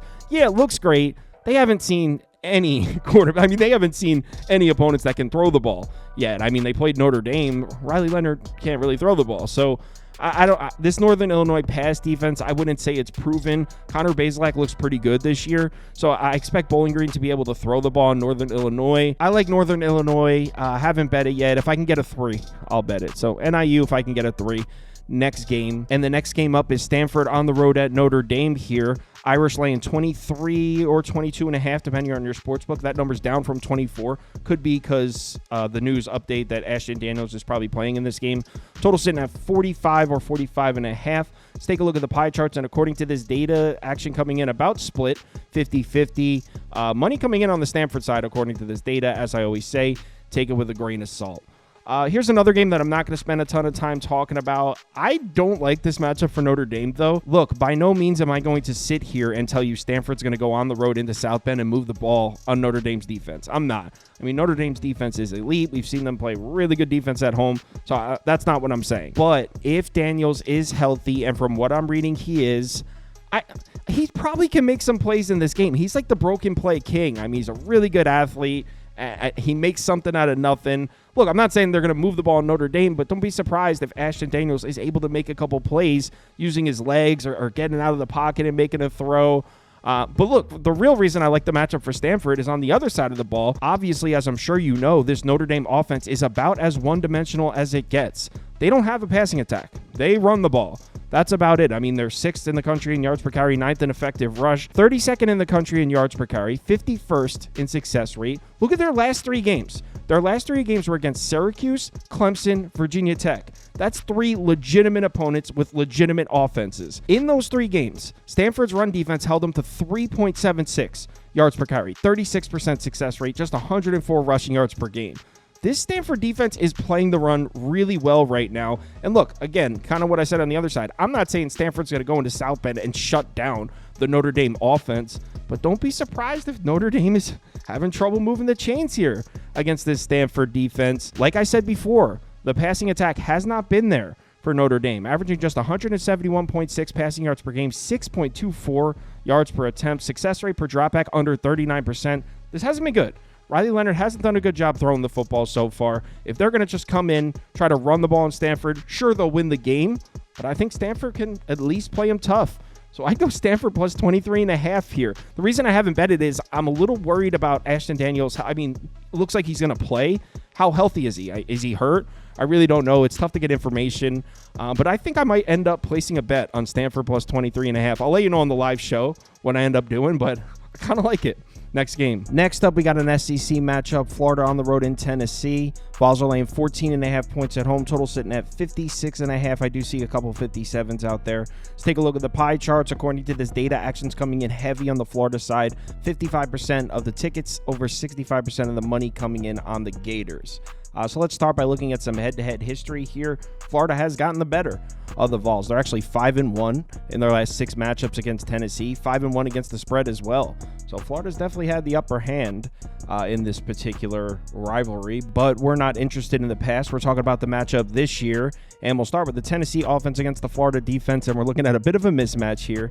Tennessee, 25th in OFEI, 24th in yards per play, 29th in success rate, 24th in PPA. I know they have Nico at quarterback, Heisman hopeful, but this is actually an offense that wants to run the ball. They're 13th in yards per carry, 12th in effective rush. You see they're all the way back at 70th in effective pass. It's because they're 7th in run frequency. They run the ball a lot more than they throw the ball. And here's the thing when it comes to Florida's run defense, it's really not as bad as you think. I mean, Texas A&M ran all over Florida in the swamp. It was bad. But you remember, that game was a little weird. We didn't even know Connor Wegman wasn't playing till the last minute. Marcel Reed got the start. No one had ever seen him play before. They had no film on him. So this might have been a little bit of Florida getting caught off guard. Look at their run defense numbers in their other 4 games. Miami, Samford, Mississippi State, UCF. Miami and UCF. That's 2 solid offenses right there. Florida's allowing just 3.37 yards per carry in those 4 games. Now, the success rate up at 47% indicates that that's a little misleading, but the point is Florida's been branded as this terrible defense, and yeah, it's looked pretty bad at times, but as a whole, I don't think this is that bad of a run defense. That's why I picked Florida against UCF last week, because everyone was expecting UCF to just go into the swamp and run the ball all over Florida, and I just wasn't seeing it. So do we think Tennessee's going to be able to run the ball in Florida? I mean, I don't know. Tennessee's rushing attack looking a little shaky the last 2 games against Oklahoma and Arkansas, averaging just 3.69 yards per carry as a team. 30.9% success rate is not good. Rushing numbers are definitely down in the last 2 games for Tennessee, and you know what? So are the passing numbers. In those same last 2 games, Oklahoma and Arkansas averaging just 7.3 yards per pass attempt, 40.4% success rate per dropback. Not great. Tennessee's offense really hasn't looked the same the last 2 weeks. Now, I was just talking about how I don't think Florida's run defense is as bad as we all think. That being said, I don't know if I would say the same thing about the pass defense. I mean, the Miami and Texas A&M games were bad. Miami was real bad. It was the opener. In those 2 games, Florida's allowing 10.6 yards per pass attempt, 42.9% success rate per dropback. Really bad stuff here. That being said, in their other 3 games, the pass defense numbers don't look that bad. Just 6.33 yards per pass attempt, 35.8 success rate per dropback, just 183 passing yards per game. It's really not as bad as you think. Look, I know the idea of Florida's defense going on the road into Tennessee and stopping the Vols offense sounds crazy. I'm just saying on paper, it doesn't look that far-fetched. But what about the other side of the ball? What about the Florida offense? And this is where I think you find some real value on Tennessee. Tennessee's defense against the run has been a problem. They actually lead the country in yards per carry allowed, first in success rate on the ground, 8th in effective rush. They have been beaten through the air a few times. Well, when I say a few times, pretty much just the Arkansas game. But overall, the Tennessee defense sitting at 7th in DFEI. Here are the numbers from the Arkansas game, which are just crazy. It's nothing like the rest of the Tennessee games. Arkansas last week against the Vols, 297 yards through the air, 9.9 yards per attempt, 53.1% success rate per dropback. They had no problems throwing the ball in Tennessee last week. Now, we do have to mention that Tennessee's pass defense looked absolutely elite in their other 4 games. Just 125.3 passing yards allowed per game, 5.05 yards per attempt, success rate per dropback below 38%. Elite numbers here. But when you look at the teams they played, it's really not that impressive. Chattanooga, NC State's offense is a mess this year. Kent State, one of the worst teams in the FBS. And Oklahoma. I'll give Tennessee props for playing Oklahoma's defense, but that offense is awful. So yeah, these numbers against the pass are pretty sick here for Tennessee, but the only time they've played a half-decent offense in Arkansas, they got lit up through the air. So are we willing to sit here and be like, oh, this Tennessee pass defense is locked down? I'm not so sure. And Florida has a passing attack, by the way. It looked terrible in the opener against Miami. We all watched that game, just 122 yards passing in the game, 4.7 yards per attempt. Absolutely terrible game in the opener.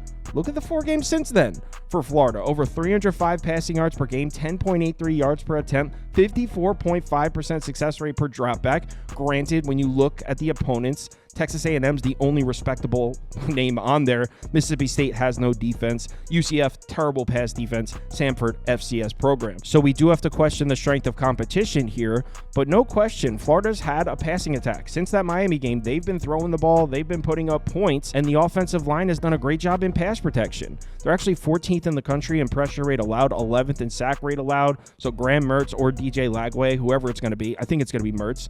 So Graham Mertz should have time to throw in the pocket. He should be able to throw the ball on Tennessee. So where does that leave me in terms of placing a bet? I mean, I think on paper, Florida plus 14.5 should be the play. I think 14.5 is too many. I think Tennessee's offense is a little overvalued, but I won't do it because I really could see Florida just getting boat raced in this game going on the road to Tennessee. So I'm not going to do it. I'm not backing Billy Napier here. I took Florida last week against UCF, not taking them here. I guess if you put a gun to my head and force me to place a bet in this game, I'd say under 57.5. Like I said, I think the Tennessee offense is a little overvalued and the Florida defense is a little undervalued. That being said, I can really see Florida's offense struggling here. I like that Tennessee defense. So I'd say under 57.5 if you put a gun to my head, but this game, I think I'm good here. Next up, we got Ole Miss LSU. I already recorded a video for this one. Here it is. All right, like I said, Ole Miss is on the road for this one. LSU catching points at home. It's now at 3.5. Looks like all the threes are gone. There were some threes open earlier this morning, so I'm not seeing any threes. So it looks like we're at 3.5 across the board. Total sitting at 63.5. Let's take a quick look at the pie charts, and according to this data, action's coming in pretty heavily on the Ole Miss side. Over 70% of the tickets, over 75% of the money on Ole Miss. But as I always say, take this data with a grain of salt. So let's talk about this matchup.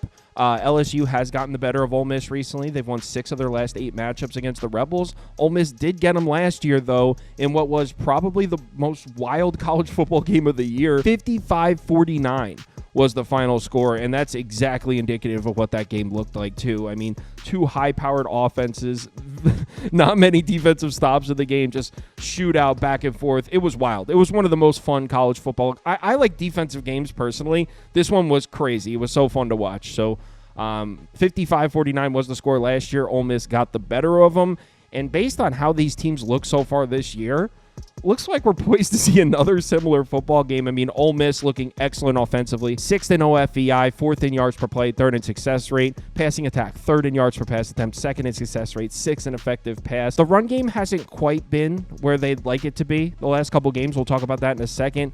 But as far as the passing attack, Jackson Dart, almost 2,100 passing yards already, 13 touchdowns, 2 picks. He's averaging over 12 yards per pass attempt, which is just crazy. He's been so good. Ole Miss on the season is averaging over 372 passing yards per game, 11.3 yards per attempt, 55.6% success rate per dropback. It's been as elite as you can get in college football, this passing attack. And they're matched up against an LSU defense that has struggled against the pass. 105th in yards per pass attempt allowed, 115th in success rate per dropback, 103rd in effective pass. They actually have some nice-looking defensive numbers against the run.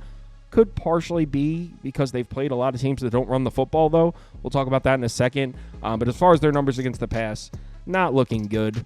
In their games against FBS opponents this year, LSU's allowing 258.8 passing yards per game, 8.38 yards per attempt, 44.4% success rate per dropback. Not good. LSU's been struggling to defend the pass. Now, one thing I will say, and if you're taking the points with LSU here, you definitely like these numbers. LSU's pass rush has been good, and that shouldn't surprise us. They did come into this season with talented edge rushers. Harold Perkins being out for the year obviously sucks, but he was playing a lot of inside linebacker anyway. LSU has a pass rush. The defense isn't good. I'm not standing up for the LSU defense, but they do have a pass rush. And this Ole Miss pass protection that looks so good the first few weeks of the season, last 2 games against Kentucky and South Carolina, Jackson Dart was under some pressure, and if you look at their pass blocking metrics on the year, they're starting to drop down the ranks here. If we looked at this 2 weeks ago, Ole Miss had pretty much top 25 pass protection metrics across the board. Now, after the Kentucky and South Carolina games, they're back at 50th in pressure rate allowed, 72nd in sack rate. And like I said, LSU does have a pass rush. The difference is South Carolina and Kentucky, the rest of their defense is a lot better than the rest of LSU's defense. I mean, LSU, if the pass rush doesn't get there, I mean, there's going to be open receivers. Also, I don't trust their run defense either. We'll talk about that in a second. But first, let's point out that Jackson Dart has handled the pressure well. So, yeah, the last 2 weeks, he's been under pressure a lot more than the first few weeks, but he's handled it well. A-plus turnover-worthy play rate, A-plus yards per attempt when pressured. So I like that considering LSU, as we mentioned, the pass rush is the strength of their defense. That's pretty much all they have. Now, I know some people are going to look at the rushing numbers and think Ole Miss can't run the football in this game, and I get why you would think that. First 4 games against easier opponents, Ole Miss 248 rushing yards per game, 6.2 yards per carry, 61.7% success rate per rush, looking excellent. Last 2 games against South Carolina and Kentucky, just 3.31 yards per carry. So I could see why some people would be losing faith in this Ole Miss rushing attack. But the thing is with LSU's defense, they got cooked on the ground by South Carolina, 5.93 yards per carry. Yes, in their other 4 games, they played very good defense against the run.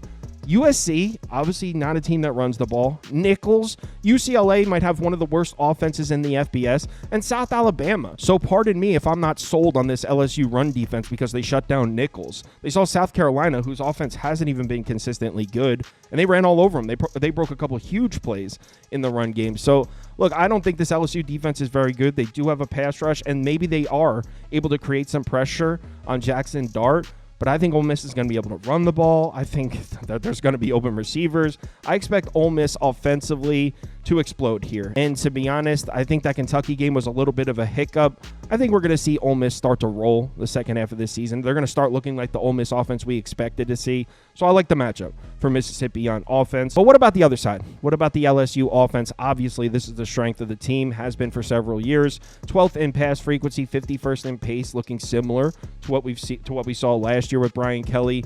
They're 11th in the country in yards per play, 13th in success rate, 17th in PPA. They're actually sitting at first in OFEI, 24th in yards per pass attempt, first in effective pass. This is one of the most dangerous passing attacks in college football.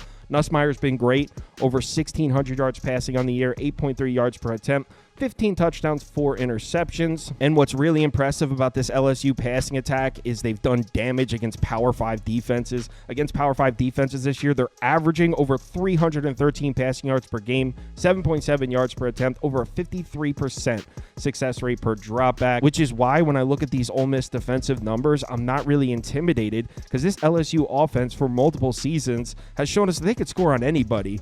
Ole Miss defensively looks great, right? I mean, 4th in yards per play, 1st in success rate. Look at their numbers against the run. 1st in yards per carry allowed, 3rd in success rate, 1st in effective rush. Numbers against the pass also look great. I mean, this defense has looked really good, but when they saw a quarterback in Brock Vandagriff, he was making plays. Yeah, 36.4% success rate per dropback isn't great, but he was great on third downs, averaged 8.7 yards per attempt in the game, threw for 243 yards. Yes, I'm aware that Ole Miss played great defense against the pass in their other 5 games, not against Kentucky. I mean, these numbers are elite in their other 5 games. But I have to ask, who were they against? Wake Forest? Was that their toughest competition? Obviously, South Carolina's good, but they don't throw the ball with Sellers. They don't have a passing attack. Georgia Southern? Oh, they shut down Georgia Southern's passing attack. Should we throw them a parade for that? Wake Forest, like I said, Middle Tennessee, Furman. So, yeah, I mean, they got great numbers against the pass in their other 5 games. They didn't play anybody. The only legitimate passing attack they've seen is Brock Vandagriff and Kentucky, and that Kentucky passing attack doesn't look to be anything special. They were able to make plays on Ole Miss. We're talking about LSU here. We're talking about arguably the most dangerous passing attack in all of college football. So even though these numbers look great, don't be surprised if LSU puts up points on this defense. They certainly did last year with Jaden Daniels, and judging by these numbers, the LSU passing attack is still elite as hell, even without Jaden Daniels. And yeah, Ole Miss has great pass rush numbers, right? I mean, look at their defensive line metrics, elite here. But want to know who has one of the best pass protections in college football? LSU. They had a top 10 unit last year, and they brought back 4 out of 5 starters. This is one of the best units in the in terms of keeping the quarterback safe. So that dangerous Ole Miss pass rush might not be as effective against this LSU offensive line. And that's huge because we do definitely see a drop-off in production when Nussmeier is pressured. I mean, it's not dramatic, but no question, he's much, much better. He's one of the best quarterbacks in college football from a clean pocket. That pass protection is huge in this game, and I think this Ole Miss defense is going to look a lot different when the pass rush isn't able to get home. Now, in terms of LSU running the ball, though, I'm not really seeing it here. Yeah, I know they ran the ball all over South Alabama in their last game, but South Alabama lost 6 of the 7 starters in their defensive front from last year. That is not a good run defense. Look at their rushing numbers from the first 4 games before South Alabama. I mean, it wasn't really much. 3.88 yards per carry, 103.8 rushing yards per game, under a 40% success rate per rush. They weren't showing us much of a dangerous rushing attack here, and Ole Miss is going to be the best run defense they've seen so far this season, allowing just 1.79 yards per carry this season, 63.7% rushing yards per game. So I don't expect the run game to be there for LSU, but remember, this is a Brian Kelly offense that wants to throw the ball, and I think they're going to be able to give Nussmeier time, and I think he's going to make plays. I also like how LSU's coming off a bye week. They should come into this one ready.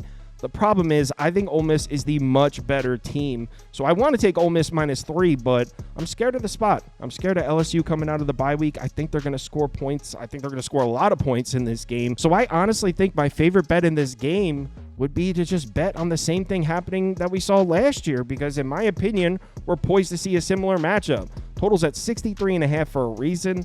I think it goes over. I think we're going to see touchdown for touchdown. I do think Ole Miss is the better team, and if I had to pick a side, I would take the Ole Miss. Oh, but the 3s are gone. I don't know if I'd lay 3.5. Give me the over, 63.5 for the video. I don't have a bet down on this game, though, so over a pass for now. So, yeah, I like Ole Miss and the over, but there's no 3s out there. It's only 3.5s for Ole Miss. I don't really like that, and the market has moved against me on the total. It dropped to 62.5. Not that I really care about that. I don't prefer to see it. So I guess my pick for this game, over 62.5. As of right now, it's on my list of maybes. I haven't pulled the trigger on it. Over 62.5 for pass for now. Next up, we got probably the biggest game of the weekend. Ohio State, Oregon, and Eugene. Already recorded a video. Here it is. All right, like I said, Buckeyes are on the road here, and the Ducks are catching 3.5 points at home. It was at 2.5 before last weekend. Reopened at 3, now 3.5. So Ohio State, pretty significant road favorites in this one. Total sitting at 52.5 or 53, depending on your sports book. So let's go ahead and get into this matchup, and Andy insisted that we start by looking at their common opponent. Both these teams have played Michigan State. Actually, both these teams have played Michigan State in the last 2 weeks. I'd say Ohio State, probably the more impressive performance. They went on the road into East Lansing, put up 38 points. I mean, both these teams beat the shit out of Michigan State, but Ohio State did it on the road and did it slightly more impressively, I'd say. If you look at the passing numbers, I mean, they're pretty close, pretty comparable. I don't think there's much to take away from this. But anyway, let's get into the matchup. We'll start with Ohio State's offense. Obviously, one of the best in the country. We're going to be saying that a lot with these two units. One of the best in the country. They're second in OFEI. I mean, they're 4th in the country in yards per play, 5th in success rate, 3rd in PPA. The criticism for Ohio State's offense is pretty much the same criticism you could say for the defense, for Oregon's offense, and Oregon's defense. Who have they played? I mean, who have they proven it against? And the answer for both teams is really nobody. Will Howard has some great-looking numbers on the year, over 1,200 yards passing, 9.6 yards per attempt is excellent. 12 touchdowns, 3 interceptions, big-time throw rate down at C-, which is indicative of exactly what I said. Hasn't really been put in a situation where he needs to make big throws. I mean, they've been heavy favorites, winning comfortably this whole year. One criticism you can throw at Will Howard's numbers, he did a lot of his damage in the Marshall and Western Michigan games, 350 yards a game in those two, 11.75 yards per attempt, almost a 60% success rate per dropback. If you look at his numbers in the other 3 games, not as impressive, but I mean, still good. Just down at 7.8 yards per attempt, 50.6% success rate per dropback, still excellent. But most of his yards and the big plays, the 11.7 yards per attempt or whatever, that happened in the Marshall and Western Michigan games. Obviously, this Oregon defense is in another class. They did just play Iowa, so let's give them some credit, but Iowa has no offense at all. The Oregon defense looks great. 13th in yards per play, 13th in success rate, elite numbers against the pass, maybe a little bit shaky against the run. 44th in yards per carry, 39th in success rate. They're still sitting at 25th in effective rush, 12th in DFEI as a unit. This Oregon pass defense looked absolutely elite across the board in weeks 1 through 5, allowing just 5 yards per pass attempt, 29.3% success rate per dropback, 154.8 passing yards per game allowed.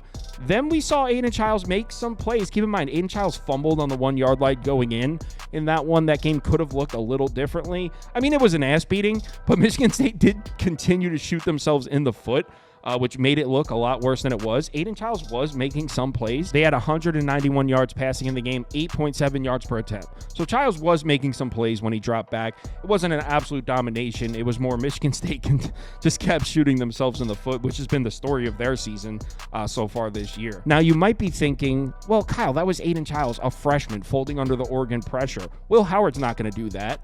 Well, hold on. If you look at Will Howard's splits when given a clean pocket and when pressured, it's a little bit concerning here. A huge drop-off in production. He has not done a good job handling the pressure so far this year. Now, the good news for Will Howard is he hasn't really been pressured much on the season. They haven't really played anybody up into the Iowa game. And the Ohio State offensive line has been elite in terms of pass protection. I mean, 19th in sack rate allowed, 2nd in pressure rate, 2nd in hurry rate. So Will Howard has struggled when he's been pressured. He just hasn't been pressured much. It might be coming here. And you might be thinking, well, Kyle, they just played Iowa. Iowa's an elite run defense. They're an elite defense across the board. They don't have the edge rushers. They don't have the talent at edge rusher like Oregon has. This is one of the best pass rushes in the country. They're 2nd in pressure rate, 1st in pass rush win rate. So even though I like Iowa's front 7 in terms of defending the run better than Oregon's, in terms of pressuring the passer, give me Oregon's edge rushers. As a whole, I don't like this matchup for Will Howard in the Ohio State pass game. I think Oregon is able to generate pressure on him, and I think we could see some mistakes. But what about the run defense? I know some people are concerned with the Oregon run defense based on the Boise State game. Genty had the 70-yard run, and they broke some big plays there. 6.7 yards per carry allowed in that one, 221 rushing yards per game. Just 37.5% success rate, though, meaning they weren't consistently getting their 4- and 5-yard runs. They just broke a couple big plays, which aren't insignificant, but usually what you like to see is teams consistently getting 5 yards a carry. That's how you can determine if you can trust a run defense. That's not really how it went down. And then in their other 4 games, Oregon was elite against the run, just 2.7 yards per carry allowed, 71.5 rushing yards per game allowed. So I don't know if I'm willing to say that I don't trust this Oregon run defense because Genty broke a 70-yarder. You know what I mean? I feel like that's not a responsible way to look at it. That being said, Ohio State has Judkins and Trevion Henderson, so this is a dynamic rushing attack. I do think Ohio State should be able to run the ball a bit on Oregon, but as far as the passing attack, like I said, I think Oregon's able to give Will Howard problems. But what about on the other side of the ball? Let's talk about the Oregon offense. I mean, one of the best in the country, just like Ohio State is. Ohio State sitting at 2nd in OFEI, Oregon's 3rd. Elite numbers rushing, elite numbers passing. They're 15th in the country in yards per play. Dillon Gabriel has excellent numbers this year, over 1,400 yards passing, 8.6 yards per attempt, 11 touchdowns, 3 interceptions. Big time throw rate down at a C, just like Will Howard. Hasn't been put in situations where he really needed to make big throws to come back from behind or to get down the field and win a game. I know they played a couple close ones, but as a whole, I mean, Oregon hasn't really been tested yet. I will say I'm a little concerned that the passing production took a dip in their last 2 games. In the Boise State and Oregon State game, 11.45 yards per attempt, 54.7% success rate per dropback. In their last 2 games, 7.2 yards per attempt, 47%. I mean, not that this is bad, but definitely a drop-off. You expect Oregon to have better passing numbers than this against the likes of UCLA and Michigan State. Although, as I'm saying that, UCLA and Michigan State both have surprisingly decent defenses. But still, definitely a dip in production the last 2 games. Now they play Ohio State, and obviously we know elite numbers across the board. They're actually 1st in the country in yards per play allowed, 7th in DFEI. Questionable competition, and just like the Oregon defense, this is crazy. It's so similar. Just like the Oregon defense, the only team that was able to throw the ball a bit on Ohio State, Aiden Childs, 8 yards per attempt allowed in that one, 199 yards passing, over 40% success rate per dropback too. This kid Childs is making plays on some elite defenses. Their pass defense numbers in their other 4 games, just 4.75 yards per attempt, 112.5 passing yards allowed per game. And these are games where they're up big on the scoreboard. So these teams are dropping back to pass on Ohio State and are just unable to do it. And just like Oregon, Ohio State has an elite pass rush. They're actually 1st in sack rate, 19th in pressure rate. Oregon's offensive line has done a fine job in pass protection, but kind of saying the same thing here that I said on the other side of the ball. Ohio State's pass rush is definitely going to be their toughest test, and I expect the Buckeyes to win some of these battles and put pressure on Dillon Gabriel. But unlike Will Howard, Dillon Gabriel's actually handled pressure really well and one of the best in college football so far this year. A+ QB rating when pressured. Turnover worthy play rate, B+. A+ yards per attempt. Dillon Gabriel has been excellent when pressured so far this year. I really like that. You got two teams playing defenses that are going to be their biggest test. I know Ohio State just played Iowa, but in terms of a pass rush, Oregon is definitely their biggest test. There's going to be pressure on these quarterbacks that haven't necessarily seen a ton of pressure so far this year. I like the fact that Dillon Gabriel's done a lot better job than Will Howard handling the pressure so far this year. Now, I know everyone's down on Oregon's rushing attack. I mean, the first two games of the year, they were really struggling to run the ball, just 3 yards per carry, 108.5 rushing yards per game. They were struggling to run the ball on Idaho, was definitely a little bit concerning, but look at the 3 games since. 5.77 yards per carry, 208 rushing yards per game, over 51% success rate. And if you've watched Oregon games the last few weeks, Jordan James is a problem. That's one of the best backs in college football. So I'm not reading too much into the first 2 games. Oregon definitely has a dangerous rushing attack. Jordan James, I mean, really impressive. Looking like an NFL kid for sure. As far as Ohio State's run defense, it's elite. I know Iowa did average 4.3 yards per carry, but 23% success rate, meaning they broke a couple long ones to make the yards per carry look better. They weren't consistently running the ball in Ohio State like that. And in their other 4 games, they were elite. Just 1.84 yards per carry allowed in the other 4 games. 61.8 rushing yards allowed per game. So Ohio State's run defense is official. So where does that leave me in terms of placing a bet? Well, okay. So if you're using just what we've seen this season as a body of work, right, as a resume, then no question I would agree with you if you say Ohio State looks like the stronger team. I don't think there's any arguing that. But this is college football, and these are 2 elite teams facing their first huge test of the year. And these college football coaches, they do all kinds of tricks, man. They hold back sections of their playbook for this game. There's all kinds of, I mean, sometimes you can't judge how an elite team looks against a bad team because it's not at all a reflection of what that team is or what that team's capable of. So personally, I agree that Ohio State has looked like the stronger team so far, but in my opinion, this is going to be the test. This is where we're going to find out where these teams are at, and I don't think Oregon should be catching more than a field goal at home in Eugene.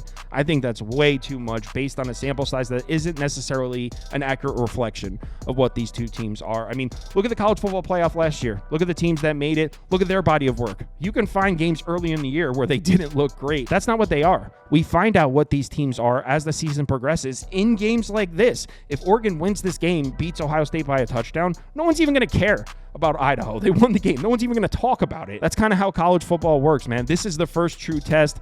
Oregon shouldn't be catching 3.5. I think they could win. So give me the Ducks plus 3.5. Put a big disclaimer on the screen, Andy, when you're editing this. I have been getting crushed in college football. Don't use crush. Say, I have been losing my college football bets. So please, if you're going to tail responsibly. But I like Oregon here. I think they can win. So give me Oregon, taking the Ducks plus 3.5. So yeah, nothing's changed here. I'm on the Ducks. I took it at plus 3.5. I like this one. Go Ducks. Next game. Kansas State on the road out in Boulder. Buffs catching 3.5 points at home. Total sitting at 55.5. Let's take a look at the pie charts. And according to the data, action's coming in pretty heavily on the Kansas State side.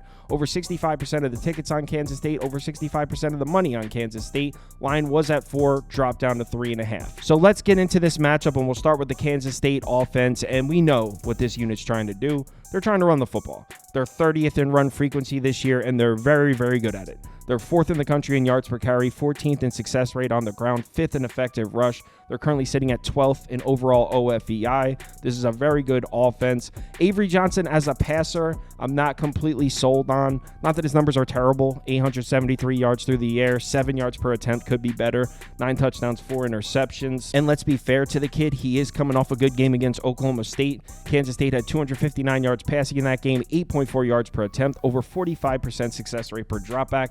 That's solid. The problem is in their other 4 games, passing attack hasn't really been there. Just 6.53 yards per attempt, 160.5 passing yards per game, 43.4% success rate per dropback. So the passing game as a whole hasn't quite been where Kansas State wants it to be this year, or at least not yet. And let's give some props to Colorado.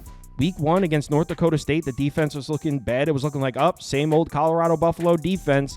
North Dakota State was ripping them up. 11.2 yards per pass attempt, over 59% success rate per dropback, 292 yards through the air in that game. But check out what Colorado has done against the pass since. Just 206.5 yards per game, 6.68 yards per attempt, success rate down by 32%. Colorado's been playing the pass well, and look who they've played. It's not like they've played nobody. Nebraska, UCF, Baylor, Colorado State, all teams that are focusing on the run this year, but I mean, these are talented teams. Colorado is playing some defense right now, and speaking of the Colorado defense, let's pull up the numbers. Is this the same Colorado Buffaloes team? Sitting at 52nd in DFEI, 51st in effective rush, 31st in effective pass, solid above average defensive numbers across the board here for Colorado. This Buffaloes team really has the defense. The problem here for Colorado is you need more than an above average run defense to stop Kansas State. Like I said earlier, this is one of the best rushing attacks in the country. They're averaging almost 7 yards per carry as a team, almost 7. 51.9% success rate on the ground, over 252 rushing yards per game. And the Colorado defense, let's give it some credit. They've been great against the pass. And if you look at their run defense numbers in the last 4 games, it looks pretty good, not great. 4.13 yards per carry, 39.8% success rate on the ground, 155.8 rushing yards per game. That's solid. Not elite, but it's solid. Last week, they went on the road to the Bounce House, one of the toughest places for a defense to go on the road and stop the run. And they were okay. 4.02 yards per carry, 177 rushing yards, success rate at 50%. And if you watch that game, it wasn't really that Colorado was shutting the UCF run game down. They kept sacking KJ Jefferson. He was sacked 5 times in the game, honestly, which explains these numbers. 50% success rate, but just 4 yards per carry. KJ Jefferson taking 5 sacks will do that. So UCF was able to run the ball in Colorado. They just got down on the scoreboard so early that they kind of had to abandon the run.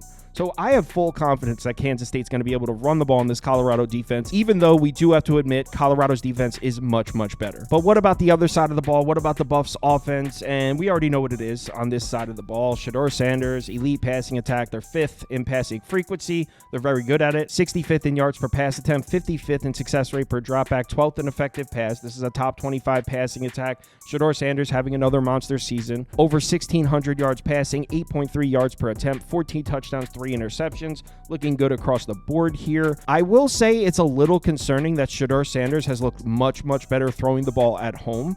Here are the numbers in his 2 home games: 393 yards per game, 10.7 yards per attempt, 48% success rate per dropback. His numbers on the road, not nearly as good: 281, 6.9, 42.7%. Now, this game's at home in Boulder, so it doesn't really matter. I just thought it was interesting enough to include in the video. Maybe next time Colorado's on the road, we bookmark this. But yeah, Shedeur Sanders better at home, so that's actually a positive talking point for Colorado here. And when you pull up the numbers from Kansas State's defense this year, you might think that Colorado's offense matches up really well. This Kansas State defense specializes at taking away the run.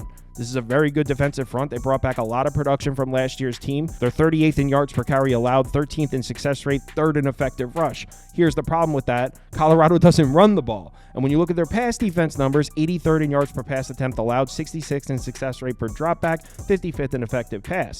So you might be looking at this thinking, oh, Shedeur's going to eat on this defense. But I do have to say, I'm not completely sold on that. We saw this Kansas State pass defense get lit up in the Tulane game back in week 2. They gave up 342 yards through the air, 11.8 yards per attempt, success rate over 48%. That freshman kid on Tulane lit Kansas State up. Since then, Kansas State has actually been playing solid defense against the pass. Just 6.93 yards per attempt allowed, 38.8% success rate per dropback, 260.3 passing yards allowed per game. And look at the opponents. Arizona with Fafita, BYU with Retzlaff, he's been good as hell, Oklahoma State with Bowman. So 3 teams that have quarterbacks we know can throw the ball. Now, are any of these quarterbacks on Shedeur Sanders' level? No. But it's important to take note that since Kansas State got lit up through the air against Tulane, they've actually been playing great defense against the pass against good quarterbacks. Not to mention, what do we know the weaknesses of this Colorado offensive line? The pass protection. 116th in sack rate allowed, 124th in pressure rate allowed. That's been the Colorado problem since last year, keeping Shedeur Sanders safe in the pocket. Want to know what Kansas State's really good at? Pressuring the passer, 8th in pressure rate, 31st in sack rate on the year. Now, credit to Shedeur Sanders. He's been much better this season at handling pressure. Last year, he had some problems with it, and he's still taking sacks at a high rate, but as a whole, greatly improved in that department. But still, this Kansas State pass rush is coming. This is a very good defensive front. And we know Colorado's not going to have any run support here. This team doesn't run the ball at all, and when they do, they can't Kansas State's been elite against the run all year, allowing just 3.12 yards per carry on the season. So run game's not going to be there. So where does that leave me in terms of placing a bet? Well, I'm on Kansas State in this one. I laid the 3.5. I don't think Colorado can stop the run game. I know that defense has improved, and I loved it. I was on Colorado against UCF. Great cash. I needed it that day too. But this Kansas State run game is a bit too much, and I trust the Kansas State defense much more than I trust the UCF defense. So I'm on Kansas State minus 3.5 in this one. That's all the time I have. Unfortunately, there's some games I didn't get a chance to get to. We'll go through them on the live show at 10 a.m. up to kickoff. If you're able to make it, we'd love to see you in the comments. Let's have ourselves a good college football week 7 here. I need it, man. The last 2 college football Saturdays sucked. Thank God I didn't place any bets tonight because UNLV minus the points was my favorite bet on the board, and the way that just lost would have made me sick. Oh my God, I just saw that. Holy shit. Thank God I didn't bet any games tonight.